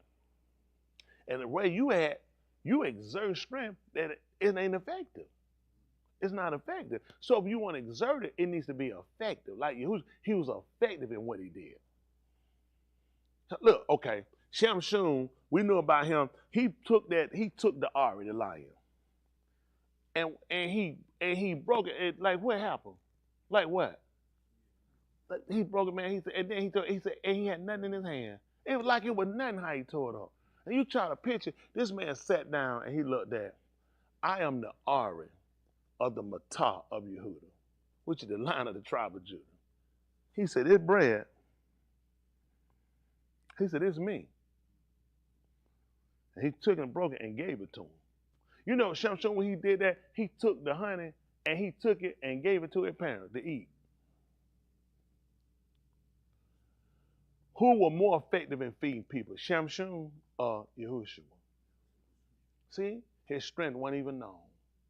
See, he exerted strength that became more effective. It provided for more people. Shamshon's strength didn't provide for more people than he did. So a lot of times, these battles you fight, you exert too much strength, and it's not gonna be beneficial. See, we're trying to learn how to fight fights the way they're beneficial. I tell y'all something. I'm trying to let y'all go. I know y'all tired of me. That's fine. I can't hate y'all tonight. Y'all caught me back a couple. No, I'm messing. But we talked last night, Layla, on the show, and I talked to Dwayne today, and I expressed to him my respect for him and what I learned about him and what I saw, and what was beneficial to people. I saw comments that people made on, I really appreciate what you said. See, a lot of times we look for people to grow from our victories, and people will kind of go along with you, but it ain't practical. Usain Bolt was recorded one time, the fastest man I think almost on the planet for track. Y'all agree? Y'all agree? What you got in common with him? What you got in common with Ray? What about you, Tamika? You know he slowed down to break the world record. You know that's like almost, he slowed down to break the world record. What you got in common with him? Do you have in common, you? What about you, Leon? Anybody with that sweet? Anybody? But people cheered him on. But let's just be practical. I really don't have nothing in common with him. People have more in common with people that have faults. Because in actuality, that's where the majority of us are. We just need to hear the earnestness of it and see the practicality of what you've done and understand it and see where there was growth from it. This is where people commit suicide, where people quit and just give up and go outside of it. Because I don't get it. Everybody plays this game like nobody else is struggling with nothing. You ever seen anybody at a red light struggling? You have seen people drop with probably from off, but practically you just see people on the street. People just going. People got their lives. You see people maybe with their dog in the car by themselves singing or just doing where they're going. You can see people look like they're going somewhere in life. It look like everybody. It look like ain't nobody got nothing going on but me. So if everybody cheering on somebody for a hero, then that become my hero too. Even though it's not practical. I'm not a winner. Why y'all think people run behind winning teams? That's their own association with a victory. They got to grab something. People need to grab something that's realistic. That's people in, I struggled. I struggle, but I got it done.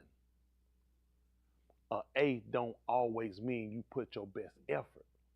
A lot of times you get a person with an A, you got a person, not always, but a lot of times you have people, it was easier for them. And they stuck with what they could do. But when you come into something and it's hard pressed and I'm at wit's end, but I stayed with it, I see that C. I say, A all day. Because I can feel where you at. I saw the withdrawals.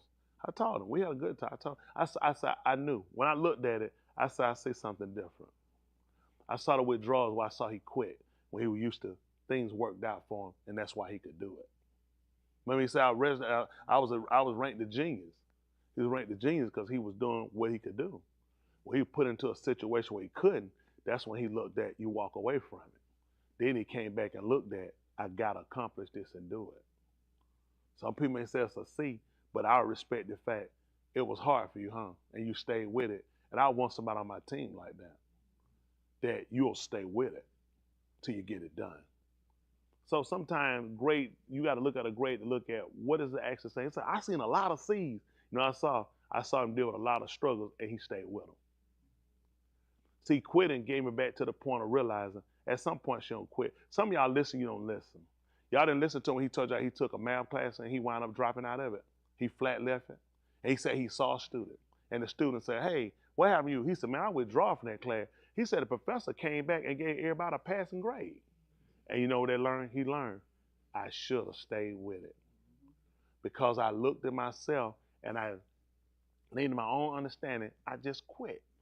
That was me. That's most people. People were hitting in saying, man, I told them, I said, believe it or not, you're helping people. People start saying, hey, I appreciate that. Respect to you. Man, you saying that. Because people don't, who gets up to talk about their failures? Nobody want to hear it. And why people don't want to hear it, you know why? Man, I don't want to hear that. Because I'm afraid you might open up a door and I might have to start confessing mine. I have a wall built. People think I don't have failures, I don't have defeats, I don't have losses. And people buy into me because they think I never lose. And people need the truth about you. All these people got him. How many people just look at hypothetical? Well, not hypothetical. I use Sean Combs, Puff Daddy, P Diddy, what they call him. His situations around. Y'all know how many people want to be like him? How many kids? How many performers? They'll tell you a lie if they say they don't. He ain't got to go dance for nobody. He ain't got to play nothing. He getting paid either way it go. He from the movies. He from everything. He getting paid. But look where his world at right now. The whole world back to unraveling. And it's going to put him in a real uncomfortable state. And he's going to unravel on people, just like Michael Jackson did, King of Pop, top of the world. What we saw, we had to go to court behind them kids. You saw a man frail, a man weakened, a man looking at people that he looked at to feed him with energy. They came and said, you touch kids? You a child molester? He had to hide himself. He saw lawsuit, people coming out the woodworks at him. He saw people saying, we're going to have to cancel that venue. Just a lot of bad negative press don't need it right now. He saw friends turn their back and just like Sean Puffy going to do, because you ain't going to believe it. People like that don't do that by themselves. And you know what else she looking at? Why she need $30 million? Because she ain't going to be able to work in that industry. Because there's something all of us do. So a whole lot of people world been unraveled. Because you know why? Too many of us, people all of him, look at these people. I watch some of y'all, you want to be like them. You want to be like them. You want the fame and the glory. You don't realize what they sold out to get it. And you know, Mr. Whoever, I don't care how much you get, you still got to come see me. You still got to come see him. So you start to realize you got to see the highs and the lows of people so you can find out where's your medium. So you can find out where's your medium. You need the highs and the lows. I didn't know how high a man go before he take him down. How low a man get. So then I could pick my medium and say, this is my space. Let me tell you something. People, this is where people at, because they can't find their space. I found my space. Listen, that means I can be comfortable anywhere because I'm always me. I don't have to be nobody else but me. So you got to pretend to be the person, try to be the person, try to be. I got a guy, he pretends so much. This guy here ought to be a cartoon. It's just sickening. Me and I was talking about today. I said, Dad, if you would have seen it today, I said, I'd have probably thrown it up. It'll pretend ridiculous. But y'all seen that stuff, they'll start praying that man. That joker, if he got a good hot 50 cent in his pocket. I seen folks just, don't worry, because I'm not trying to they know what I'm talking about. Tim should know too. But it's the thing of, it's because people keep trying to find where you fit. Like home people, they found this is where I fit out here. You don't have to. Some people, they fit up here, so they'll do whatever they do. I fit right here, right where he need. I just want to fit right where he need me to be. Get a meeting where I don't want to be too low, because then I have to steal. And see, I got members that broke that. You broke that. I know I taught. Did I teach that? He said, don't let me get too poor unless I do what? He started telling me. He said, then I shame him. Do you know if I got too poor, I started stealing? He said, I shame him. So what were you guys doing, those people that said they were stealing? But don't get now. He said that was if he got too poor. Then I steal. You went in that state and you did it. See, because you know how? You trying to find your medium. You're trying to find your space. That's why you got to pay attention and learn you. That's why you got to go get in and do real deep search of self. I'm telling you, it's deeper. Listen, you'll think you find yourself will move. It'll move. That thing finna let you come get it. That thing got a balance in that. You'll miss it. You'll do that thing, you'll look right over. You say, oh, I'm good. And that thing will stand up and say, he almost seen me. So then Yahuah had to let situations happen. That's how you find. You think, I can't find that in my, I go ahead and feel I ain't gonna find it. He got to let something happen. Then he said, I thought you said you were good. I thought I was. We'll check again later. That's the only way you're going to find out. Situation. That's the only way you're going to know.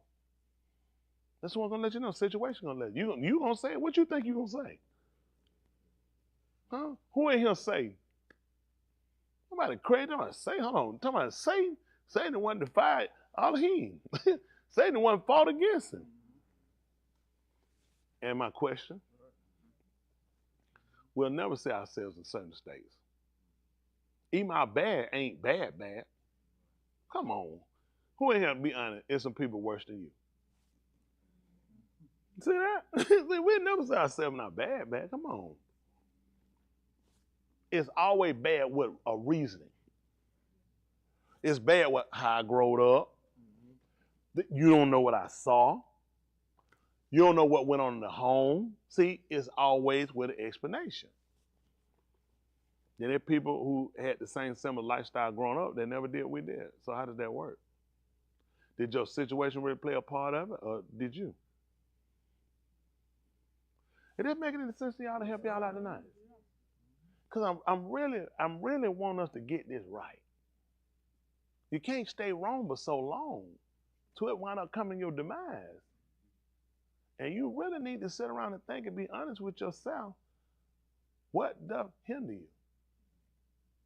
What's hindering you? Because believe it or not, you could be your biggest fall. I just want to put that out there to y'all. I ain't going to let y'all go, Yahuah willing him. Because at the end of the day, my really is his will. He wants you to really sit down and look at this for what it is. Stop making excuses. Stop lying about and this and I can't do it. Just stop it. It's excuse. If that's your excuse, you're not gonna be able to do it. You're not. You're exactly right. You're not. But it is because of the choices that you made. Because you will not restrict yourself for what it takes. That's all. I used to look. I said, man, how do people do that? You just really gotta really look at. I really want to live.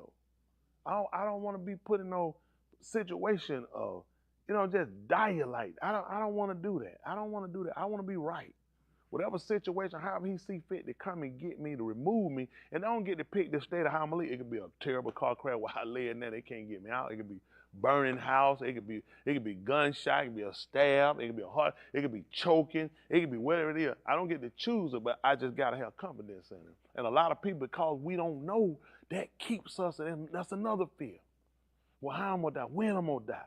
I just know when I die, I just gotta be right. That's all I can put the effort to. I just gotta be right. I just gotta have enough confidence to say, if it's a situation, it can't happen unless you let it.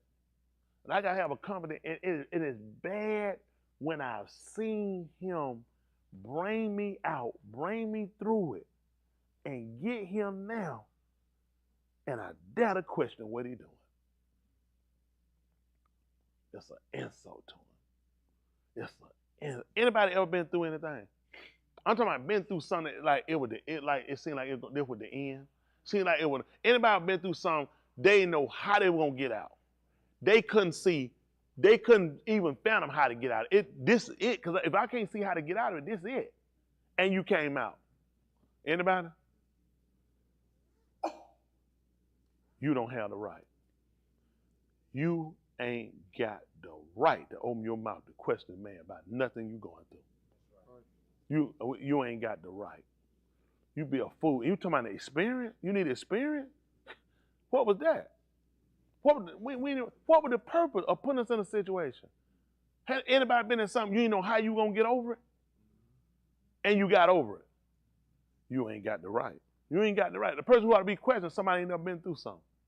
The person ought to be questioning somebody ain't never got over something and didn't know how. They got a right to quit because I ain't never been in nothing. So how I'm gonna get out of it? I ain't never had to get over that. How I'm gonna get over it? But you been in and out. You done had and you got over. You ain't got the right to question this man. Be still and see that man's salvation. That's what we're gonna do. That's two.